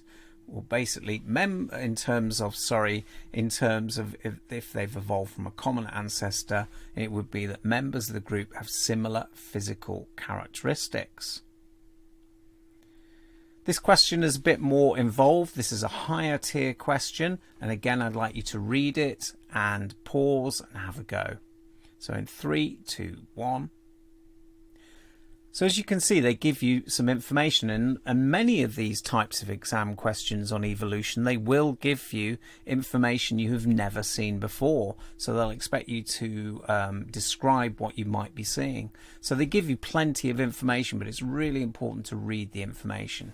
So the diagram shows changes in the foot bones of 4 ancestors of modern horses over the past 50 million years. And it says the shaded bones are the bones which touched the ground. So they're giving you a clue there. So it says, A, describe 2 changes to the bones in the feet of horses that have taken place over the past 50 million years. So you need to come up with 2 separate points. So any 2 from they are larger, longer or thicker, or they have fewer bones, or you can see that fewer bones are touching the ground. So any of those will do, any 2 of those. Then it says Eohippus lived in swampy areas with soft mud. Since this time, the ground in the habitat has become drier and harder. All of the horse ancestors were preyed upon by other animals. And it says one advantage to Eohippus of the arrangement of bones in its feet. Again, any 2 from the following. Well, it's got a large surface area, so more area touching the ground. That means there's a lower pressure, therefore less likely to sink. And they could run faster, so that means that they could get away from predators. So this is a 4-mark question, and it says the changes in the arrangements of the foot bone of horses supports Darwin's theory of evolution by natural selection. And it asks you to explain the arrangement of foot bones and how they could have evolved from Eohippus to Equus. Well, quite simply, it's just going through the points that I've mentioned earlier. So variation in the size and number of bones. So those with the fewer bones are more suited to running faster, so possibly on harder ground. These will survive and breed, and then genes, DNA or alleles will be passed on to their offspring. You might want to, in your answer, give more kind of specific description of Eohippus and Equus. So this next question is about speciation. It's definitely higher tier, and this is GCSE biology. So what I'd like you to do again is to read it, pause and see if you can answer it. So in 3, 2, 1. So it shows 2 different species of butterfly. So Amaryllis and Hippolymus. Do you need to know that? Not necessarily, but you need to look at the colorations. Now I know it's black and white, but you can see the general idea. So it says both species can be eaten by most birds. Amaryllis has an unpleasant taste which birds do not like, so birds have learned not to prey on it. Hippolymus does not have an unpleasant taste, but most birds do not prey on it. And it says suggest why most birds do not prey on Hippolymus. And that's basically because wing pattern is similar. So the bird assumes, bird assumes it has an unpleasant taste, or it won't like it if it eats it, so it then avoids it. So suggest an explanation in terms of natural selection for the markings on the wings. Well, mutation produces similar wing pattern. The Hippolymus does not decide that it's going to have a similar patternation to Amaryllis. It's a purely random mutation, and therefore it won't be eaten by the birds, and therefore that particular mutated organism will then breed and pass on those genes to their offspring, so more Hippolymus will look more and more like Amaryllis. So, selective breeding. Humans have been selectively breeding plants and animals for thousands of years. So this is to develop features that are useful, desirable or attractive. So things like high volumes of milk, beef, disease resistance in plants. So what are the main processes? Well, let's look at the main processes. So first of all, the desired characteristics are identified. So for example, let's say the farmer wants to produce large volumes of milk, so that they will choose a desired characteristic, which in this case is high volumes of milk. So they then choose the animals that produce the most milk, but also the bull, the male cow, the offspring of those cows will also, the female offspring will produce large amounts of milk, and they are bred together. Only the offspring exhibiting the desired characteristics are then bred further. So again, a decision is made on which animals breed, and that decision is by a human. And then this is repeated over many generations until the desired trait is fully developed. So this is the process of selective breeding. Now, more than likely, in an exam question, they would give you some information on a particular plant or animal and ask you to talk about how you would go about selectively breeding that particular example. So you would use this as the process, but you would then in your answers mention the example that is mentioned in the exam question. So let's have a look at a couple of examples. So the first one is about breeding dogs. So you can see here the breeder is looking for dogs that have large amounts of spots. So let's say they're Dalmatians. Okay, and they choose a male and female with the right proportion of spots. The second generation, those offspring, then the breeder will decide which of those offspring will breed together, and again the ones with the most favourable desirable trait or characteristic, which is spots in this case, and then keep on doing that until they are happy with the outcome, and then you get a dog with lots of spots. So this probably wouldn't happen over 3 generations, it would be over many generations that you would then get this occurring. In terms of plants, crops, we've been growing plants for food for tens of thousands of years, and farmers choose certain traits or certain characteristics that they want in their plants. Now here's a thing that you might not know, that cabbages, broccoli, cauliflower, kale, kohl, rabi, they are derivatives of wild mustard. Okay, so their common ancestor is wild mustard, and farmers have selectively bred versions of wild mustard over time to produce all of those different types of what we call brassicae or brassicas. So here's some examples. So these are the types of examples they might mention in an exam. So animals that produce more meat or milk. So in this case, you can see the Belgian Blue is a famously selectively bred cow or bull that produces large amounts of lean meat. You might, in terms of milk, want high volumes of milk, or more common now, lower fat milk, which seems to be more popular with the customer. Crops with disease resistance, so again you would look at those plants that were healthy and therefore had some form of resistance to disease or insect pests, and then you would breed from those going forward. You might also want to produce dogs with a good gentle temperament. For example, here is a cockapoo. So this is a cross between a cocker spaniel and a poodle, and it's a very popular pet for many people due to its behaviour. Also, you might want decorative plants with big or unusual flowers. So what you would do is you would choose the best plants, and then you would breed those plants and produce lots of offspring. Obviously though, this technique does take a long period of time, and in my next video I'm going to talk about how genetic engineering has really speeded up this process of selective breeding.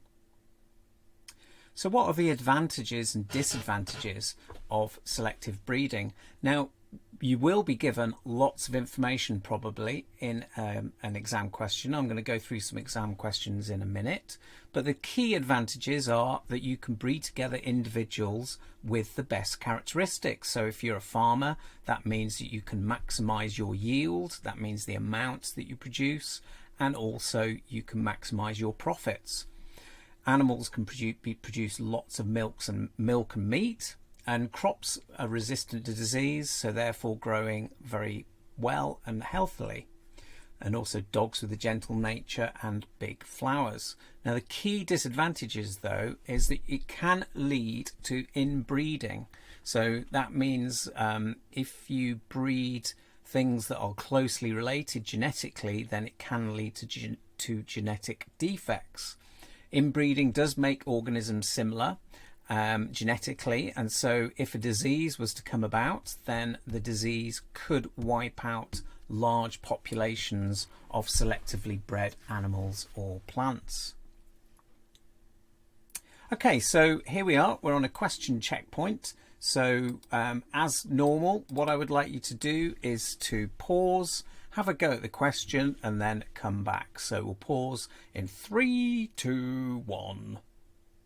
Okay, so this question looks at many different types of animals are produced. Some cats are selectively bred so they do not cause allergies in people. So suggest 2 other reasons why people might selectively breed cats. Now there are lots of answers. When you see the word suggest as a command word, that means there are lots and lots of answers. So any 2 of the following. So they don't have genetic defects to produce docile cats. In other words, they won't bite or scratch. They'll be friendly as well. And they could be for aesthetic reasons, things like stress relief for the human. Selective breeding could cause problems of inbreeding in cats. Describe 1 problem inbreeding causes. Well, you're more likely to pass on those disorders, or they could be susceptible to disease. Second part of the question. Now this is a bit more involved, so I'd like you to read it very carefully and try and think of the processes of selective breeding before you answer this. So pause in 3, 2, 1. So a real problem for pet owners is allergies that they get from their pets. So the allergy in this case, it says, is caused by a chemical called FeLD1. Now your teachers wouldn't have told you that, and they don't need to teach you that because the information is there. All right, and you're going to use this information to help you answer the question. So it says different cats produce different amounts of FeLD1. A cat has been bred so that it does not produce FeLD1. The cat does not cause an allergic reaction. And then the question says, explain how the cat has been produced using selective breeding.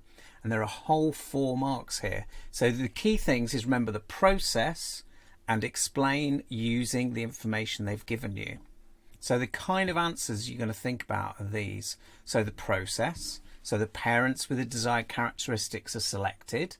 So in this case, you're going to choose those parents with the least FeLD1. You then breed them to produce offspring, and then you select the offspring with desired characteristics. So in this case, you're selecting offspring that are healthy with low FeLD1. And you breed those over time, and you repeat that over many generations, and therefore over time the population of cats produces less FeLD1, reducing the amount of allergies caused to their owners. So it's a very kind of clear answer there, and many of these selective breeding questions are exactly the same. They want you to talk about the process using the information that they give you. Okay, question 2 here. So the scientist wants to produce a type of cattle that makes large volumes of low-fat milk. So they'll selectively breed a bull and a cow that produces lower fat milk. Describe how the scientists would do this. So again, I'd like you to pause and have a go at this question. So pause in 3, 2, 1. So this question is quite interesting because it just wants you to describe how the scientists would do this in terms of getting lower fat milk.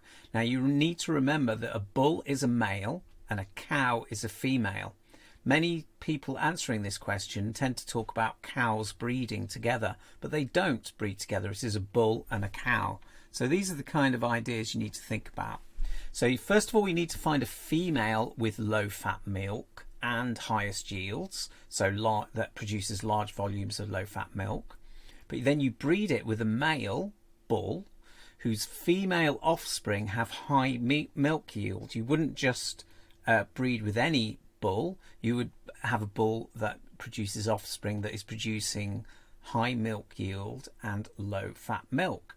You then choose the offspring with the lowest fat and the highest yield, and then you repeat this. So therefore you choose the best offspring, so the bull and the cow, and then you breed them together for many generations. So again, it's very similar to the last question.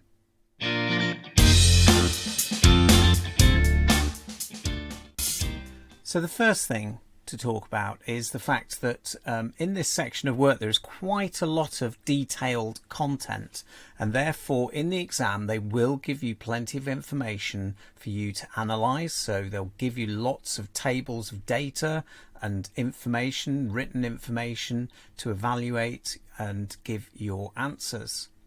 So let's start with genetic engineering. It's also known as genetic modification, or GM or GMO. So this involves introducing a gene from one species and putting it into another species to result in a desired characteristic. So genetic engineering involves these basic steps. Firstly, the selection of a desired characteristic. So you need to choose that characteristic first. Secondly, the gene responsible for that characteristic is then cut out of the chromosome. Usually they cut it out with an enzyme. Thirdly, the gene is transferred and it is inserted into another organism's DNA, and then that is copied, and the copying of the modified organism occurs, and therefore you get the outcome that you are looking for. So plant crops have been genetically engineered to be disease resistant or to produce bigger fruit, and also they have looked at improving animals as well. So this is very similar to selective breeding, but the big advantage of this is that it can occur pretty immediately or pretty quickly compared to selective breeding, where you'd have to breed offspring for many generations. So in higher tier, they'll expect you to know the process of genetic engineering. Now, one of the key examples in your GCSE is the production of insulin. So you will probably already know that insulin is an important hormone used to treat people with diabetes. So before genetic engineering, there was a massive shortage of supply, and many people would have died from diabetes. They used to get insulin from pigs' pancreases. So what do the steps include? So firstly, the insulin gene is first cut out of the human DNA using enzymes. So scientists have worked out where that particular human gene is for the making of insulin. This diagram is showing that insulin gene is cut out of the DNA, and it's cut out using what we call a restriction enzyme, but in your exam you can just use the word enzyme. Secondly, I'll get out of the bacteria. The same enzymes are then used to cut the bacterial DNA, and usually in a DNA ring of DNA called a plasmid, and the enzymes are used to insert the human insulin gene back into the bacterium. Thirdly, the bacteria reproduce, and they reproduce asexually, so that's why bacteria are really useful for working on, because they will clone the actual DNA material, and it multiplies over many times and quite quickly. Fourthly, the insulin they produce is then filtered and purified, and it's ready for use. It then can be used to treat people with diabetes. So let's summarize the process. Number one, the insulin gene is first cut out of the human DNA using enzymes. Then the same enzymes are used to cut the bacterial DNA, and different enzymes are used to insert the human insulin gene. The bacteria will reproduce asexually, so therefore cloning, and the insulin that is produced can be filtered and purified. It's then used to treat people with diabetes. So here's some examples of genetic modification or genetic engineering. So in strawberries, you can have frost-resistant strawberries, and therefore that's an advantage when you're growing them. You can produce more milk from cows and meat, faster growth of pigs and also producing less fat in the meat, production of crops that are resistant to insect attack and herbicides, therefore that increases crop yield. And also you can have tomatoes that ripen much more slowly, which is an advantage when you are selling them, and it means their shelf life is extended. So let's talk about the benefits and risks, and again in the exam they will give you plenty of information, but it might be worthwhile learning some of these benefits and risks. So the first benefit is you increase food yield to feed a growing population. So populations are growing across Earth, therefore you have more food. GM crops are engineered to contain valuable nutrients and vitamins. So for example, they're using that in rice, so it's called golden rice, and it actually increases the amount of vitamins available. It can extend the shelf life of fresh food, so less is going to be wasted, and also develop disease resistance in plants and animals. So the risks and concerns are they will affect the number of wild plants that live around the crops, reducing biodiversity. There possibly may be a risk to human health. No one knows the long-term effects, and they're not fully understood. Does it cause problems for people with allergies? Also, transplanted genes that are cut out from one creature to another may create things like superweeds that can't be killed with chemical herbicides. This next section is about cloning, and this is found in GCSE biology only. So cloning makes a genetically identical copy of an organism. So this is asexual reproduction. So humans can artificially clone plants and animals. In terms of plants, there are several ways that you can do this, and we've been cloning plants for thousands of years, particularly when we take plant cuttings.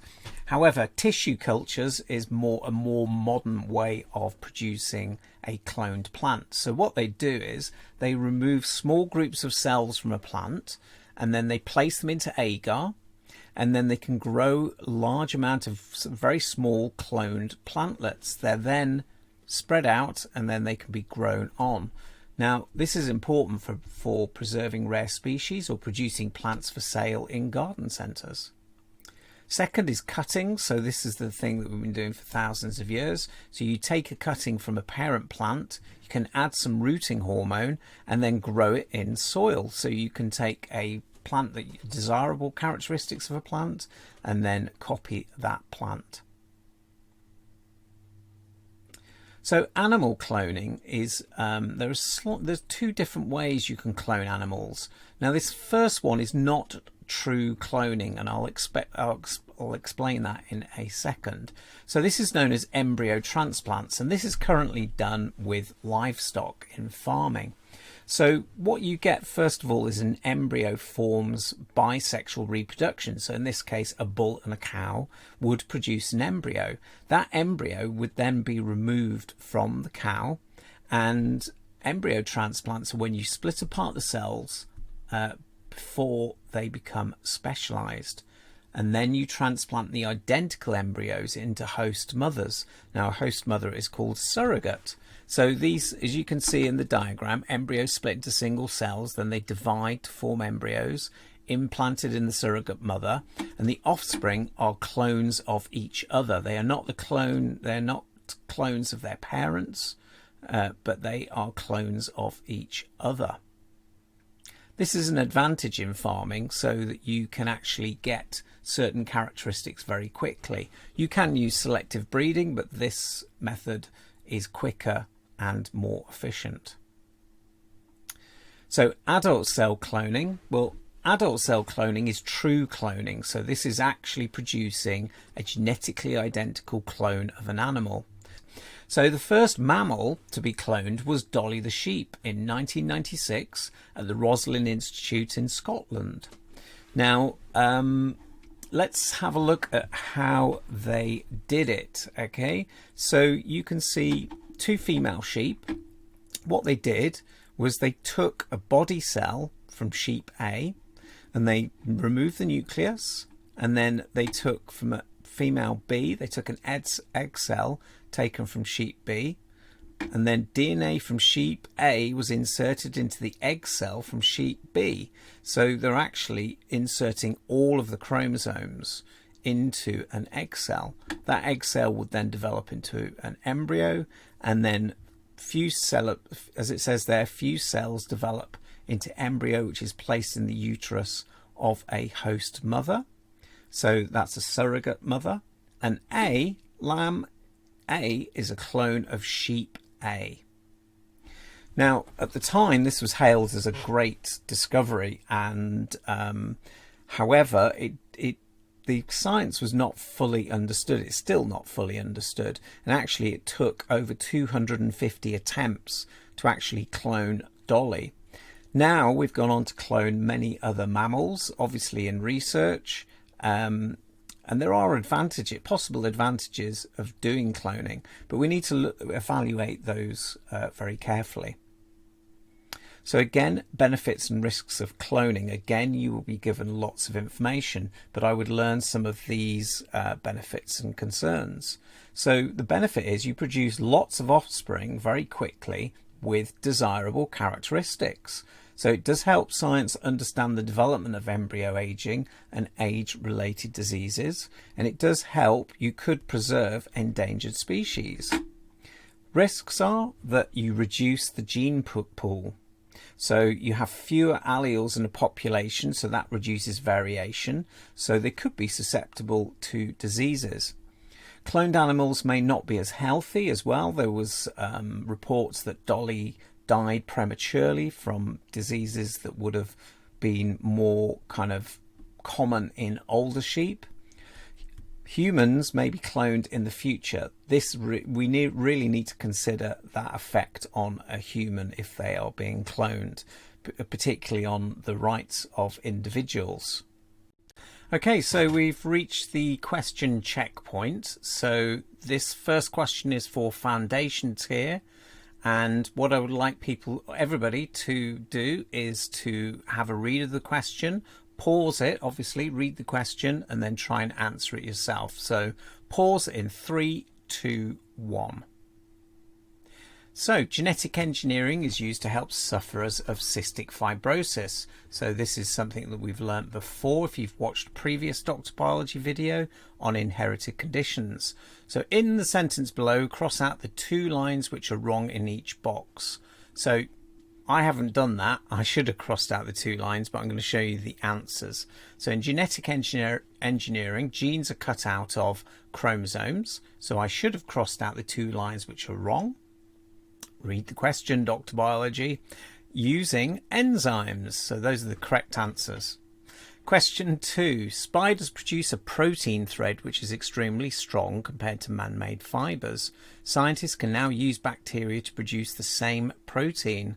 How can they do this? And this is a true story, by the way.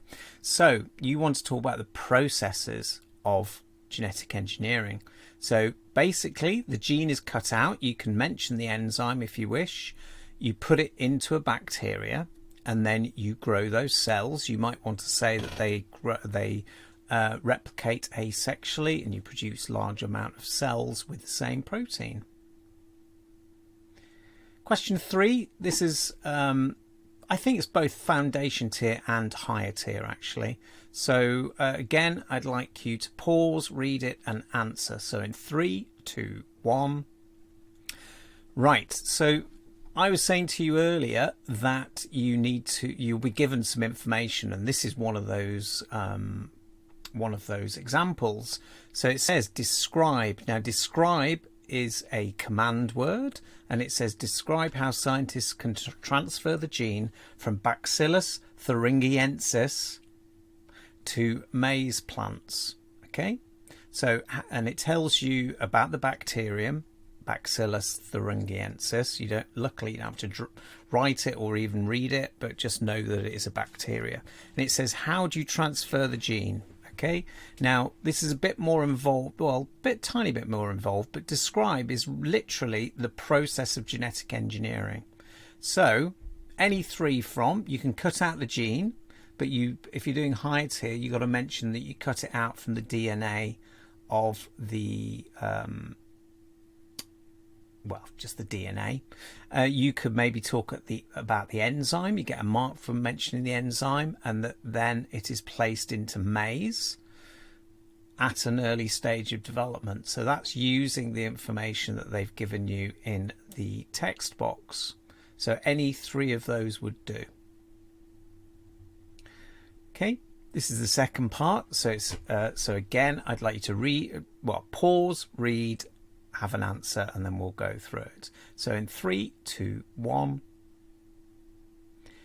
So would you advise farmers to grow GM maize plants? And it says justify your answer by giving advantages and disadvantages of growing GM maize plants. And it does say use the information from the box and your own knowledge to help you. So you've got to have a mix of information there. So there's a lot of information here, and I'll just go through it. Okay, so it does say if you only talk about the advantages and disadvantages, you only get a maximum of 3 out of the 4 marks. You must give a justification.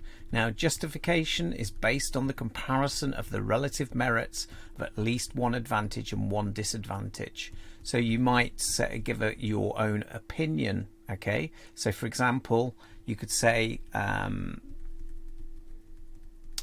greater crop production and yield. That means that's good for the production of food, but also for the farmer's business, for example. So any of those, 2 of those advantages, 2 of those disadvantages, and a justification would be sufficient. So I suggest you pause and have a look at these answers. This next question is biology only, as it's to do with cloning. So again, I'd like you to pause, read, and try and answer in 3, 2, 1. So this question looks at cloned animals, and it tells you the use of cloned animals in food production is controversial. It is now possible to clone champion cows. Champion cows produce large quantities of milk. Question says, describe how adult cell cloning could be used to produce a clone of a champion cow. So a description, so you need to describe how you would do it. So if we look at the answer, this is out of 4, and you can have any 4 from this. Okay, so this is about cloning. So for example, Dolly the sheep. So it's not about embryo cloning, it's about adult cell cloning. And it's about taking the nucleus or the DNA from the egg, and then you're taking a nucleus from the body cell of the champion and inserting it into the empty egg, giving it an electric shock. I didn't mention that actually. They use an electric shock to try and get the cells to divide. You then develop an embryo, and then that embryo is inserted into the host or into another cow. And then when it's born, it will be genetically identical clone to the champion cow.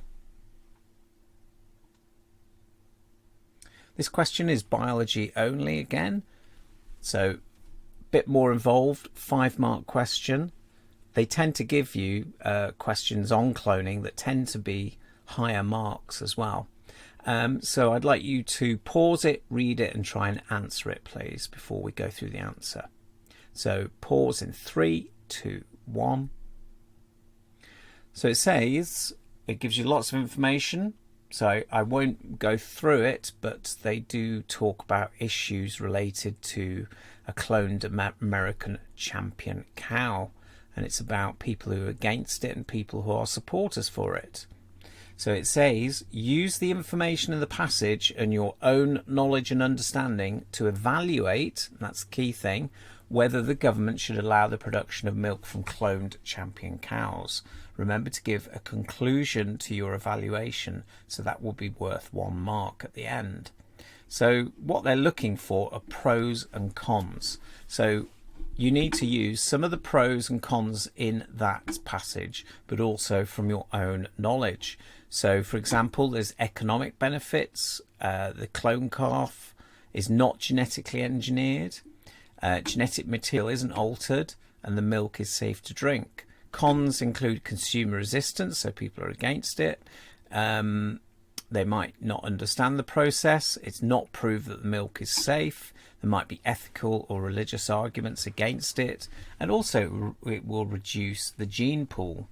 Then a conclusion is a sensible conclusion for or against, substantiated by information from the passage or the own knowledge. So you can give any answer you like if you're for it or against it. Doesn't matter whether you believe in it, but you need to give your own conclusion.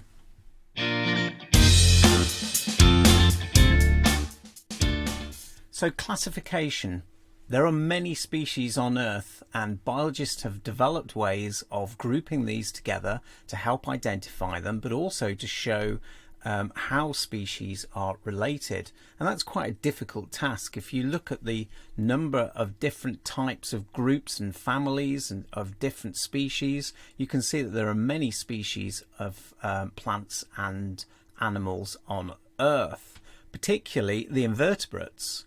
2/3 of the number of species on Earth are invertebrates, and vertebrates only make up 1%, and that includes us as mammals.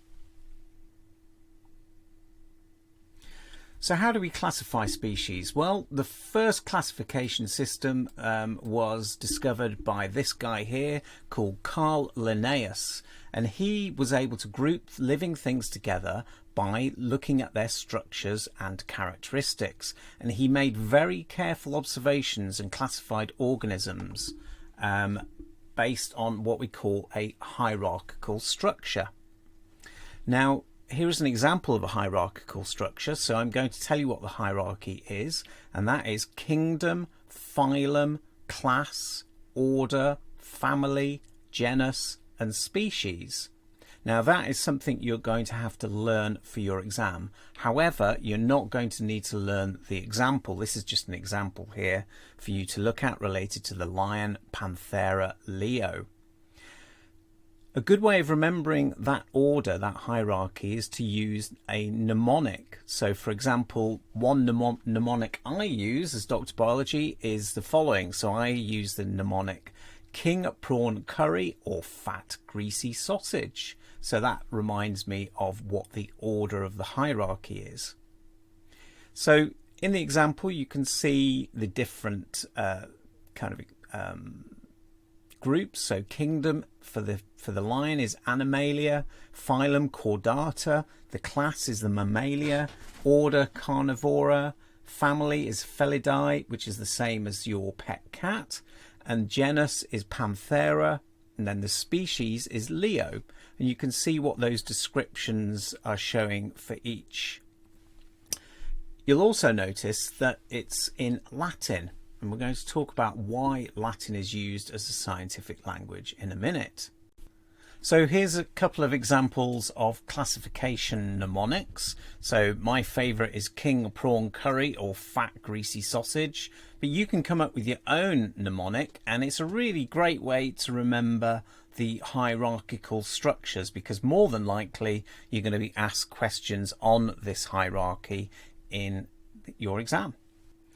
So how do you name species? Well, you use what we call a binomial naming system. The same organism can have different common names wherever you go around the world. So my example here is in the UK we have ladybirds, whereas in the US they are ladybugs. So we have to give them proper scientific names so that scientists know that they're talking about different or similar creatures. So every organism has two names. So these are in Latin.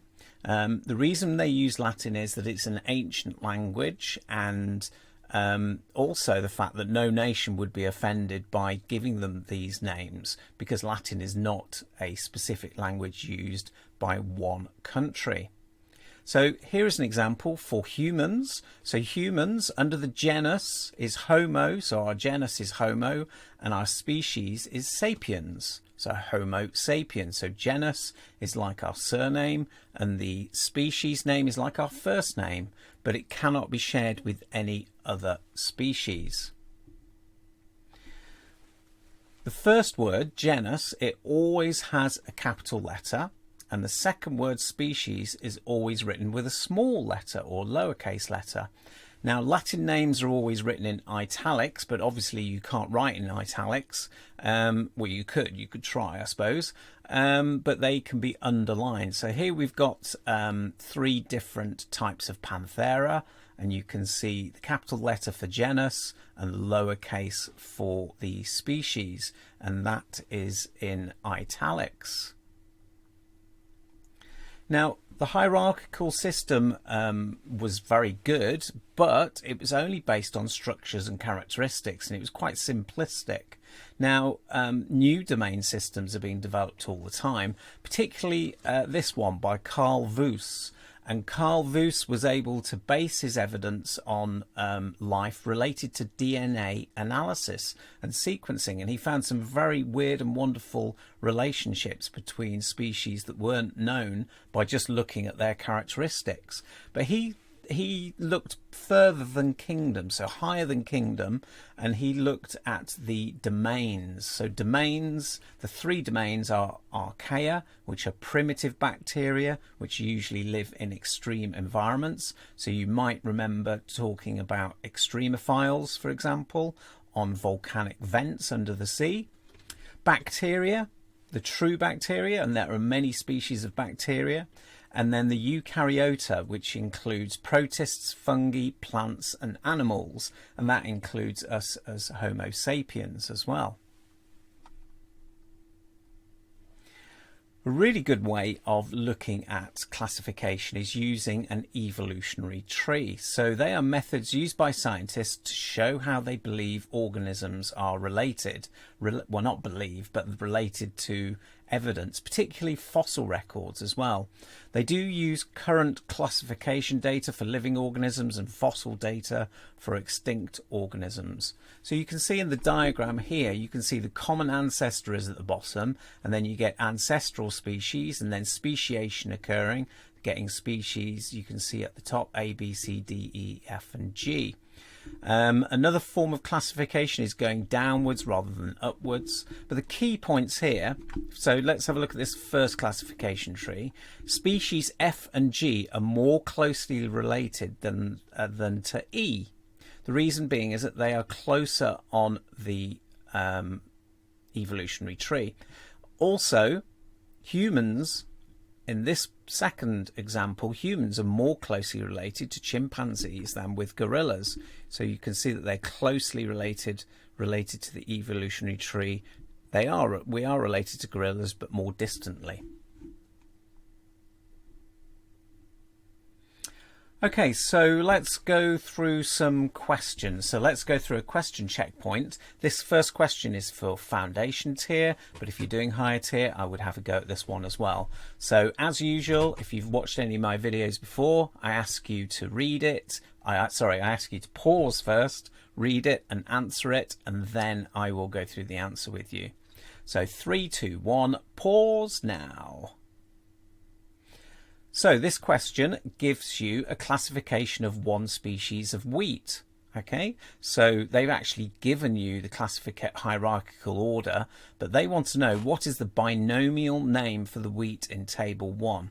Well, if you remember back to what I was saying, the binomial name is the genus and the species. So if we look at genus, it's Triticum, and species is Spelta. So it will be Triticum spelta.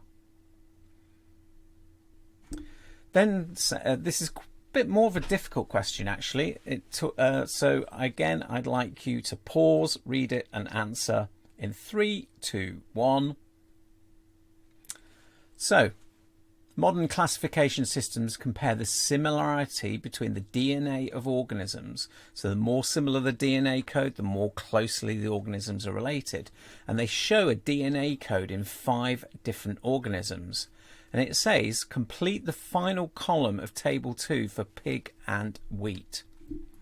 So you've got to look for the number of differences in the DNA code compared with the human sequence. So literally you're looking and seeing, is there any differences?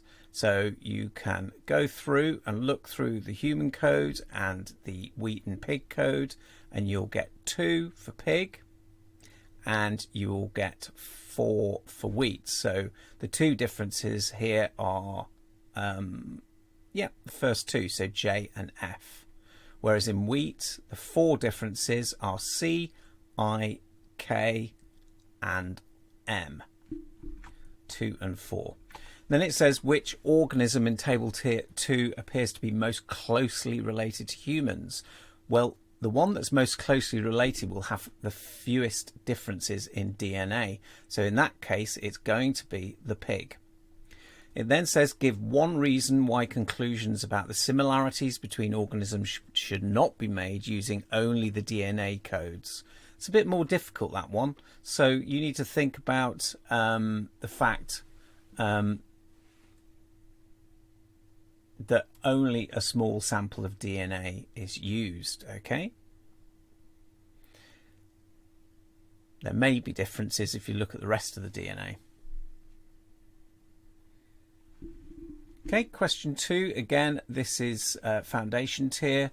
So scientists look at structures inside cells to classify living things. Oh, sorry, I forgot. I'd like you to pause it, read it, answer it, and then we'll go through it. So in 3, 2, 1. So the first thing is, this is related to your knowledge of cell biology. All right, so it's saying suggest one structure found in cells that can be used to classify living things. So that will be anything like the nucleus that has DNA, or mitochondria, or ribosomes. So anything with DNA in it, or proteins. The table below shows one system for classifying humans. So again, it's a classification system. And then it asks, who devised this system? Well, you do know that the hierarchical system was devised by Linnaeus.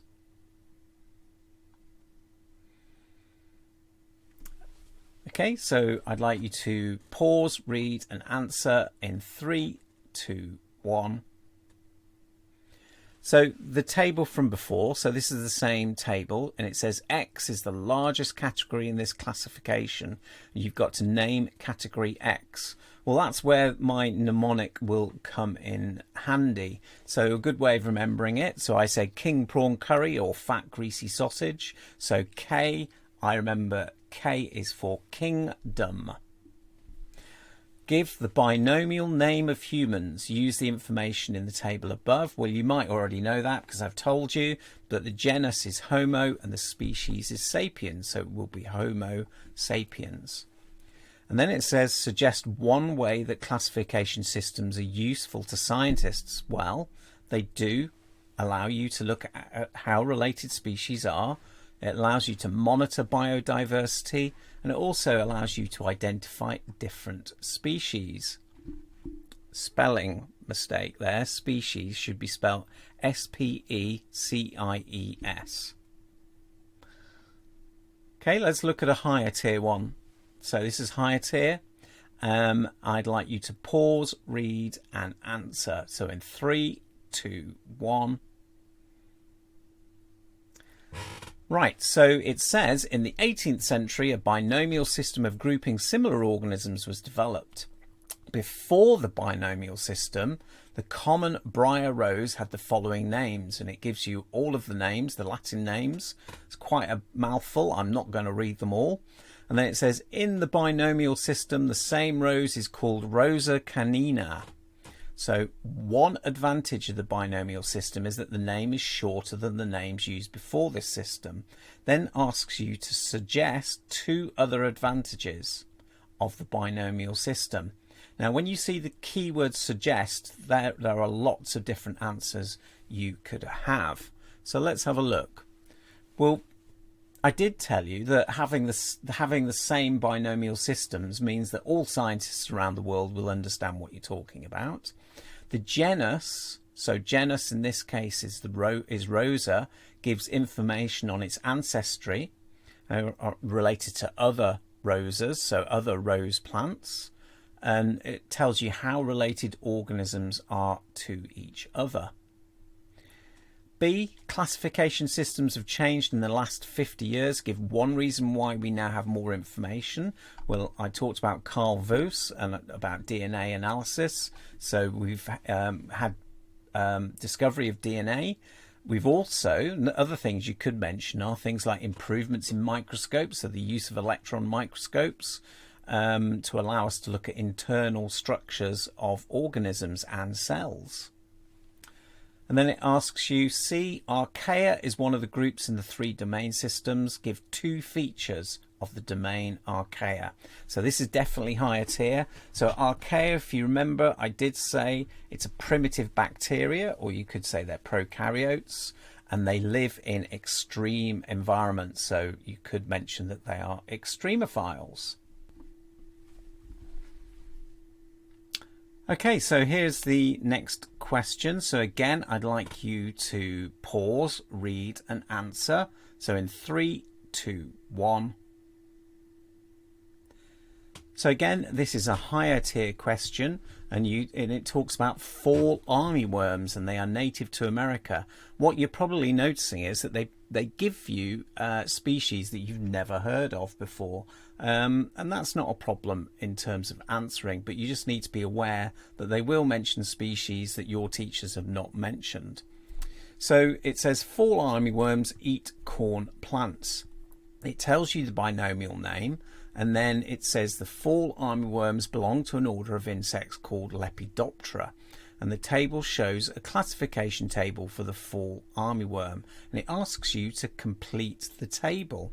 So they've given you some information that you're going to use to answer the question. Now obviously you're going to need to know the hierarchical structures. You only get 2 marks for this. So let's go. So the kingdom, well, the kingdom is going to be Animalia, because in the question it tells you that they are animals. Okay, so if they eat corn plants, and they're an insect, so it's Animalia. And then kingdom, so if you remember my mnemonic, king prawn curry or fat greasy sausage, so king prawn, so prawn is going to be phylum. And then curry is class, which is insecta, order family, and then so fat greasy, so genus. So the genus in this case, well, it tells you the binomial name, so it's Spodoptera, and then species is, I'm not even going to pronounce that. So the next question, it says fall armyworms have been found in Africa. So by 2016 they had spread rapidly, destroying corn crops. And it asks you to suggest one reason why the fall armyworms are spreading so rapidly in Africa. Now this is obviously not related to classification, and this is actually a question on competition and related to spreading of species in places where basically they have few predators, few diseases, a favourable climate, or food is available. It then asks you about fall armyworms are not worms, they are caterpillars of moths. Describe one way scientists could tell if a new worm they found should be classified as an annelid or as an arthropod. Well, basically they need to compare the structures. They could use DNA analysis, so these are all examples of correct answers. Maybe use electron microscopes to compare annelids and arthropods. So let's have a look at a few evolutionary trees. So this first one is foundation tier, but I'd like you to pause, read and answer in 3, 2, 1. So let's look at the information. So it shows an evolutionary tree, and then it says complete the sentence. So the model shown in diagram 1 is an evolutionary tree. Which 2 of the animals in diagram 1 are most closely related? So remember, you need to look at the branches, and those that are closest on the same branch would be the most related. So in this case it's the hippo and the pig. Diagram 2 shows a more recent model. Well, and it shows differences, it shows relationships, and it says suggest one reason why scientists have changed the model of the relationship. Well, it's going to be based on evidence. So whatever evidence the scientists are able to get, that will allow them to look at relationships and how closely related animals or species are. And so in this case, they give you 3 options, and it is new evidence from fossils. Let's look at a higher tier one. So this shows evolutionary tree for the Galapagos finches. So I'd like you to pause it, read and answer in 3, 2, 1. So first question, which type of present day finch is least closely related to all the others? So you need to look at which one has no links with any of the other finches. In this case, it would be the vegetarian finch. And then it asks you which branching point P, Q, R or S on the diagram shows the most recent common ancestor of all the tree finches. So you need to look at the tree finches, so small, medium and large, and you need to go down the evolutionary trees until you find they're all related, and in this case it would be R. So that's the most recent common ancestor. And then which 2 finches have the most recent common ancestors? So again, you need to look at the time scale and anything that's nearest to the present day. So it's the mangrove and the woodpecker finch at point P. Okay, so that does bring us to the end of classification. Okay, so I hope you found it useful. There's going to be more videos on different units soon. So this is the end of inheritance, variation and evolution. Please do subscribe and put your bell alert reminders on for more videos from Dr. Biology. I'll see you soon.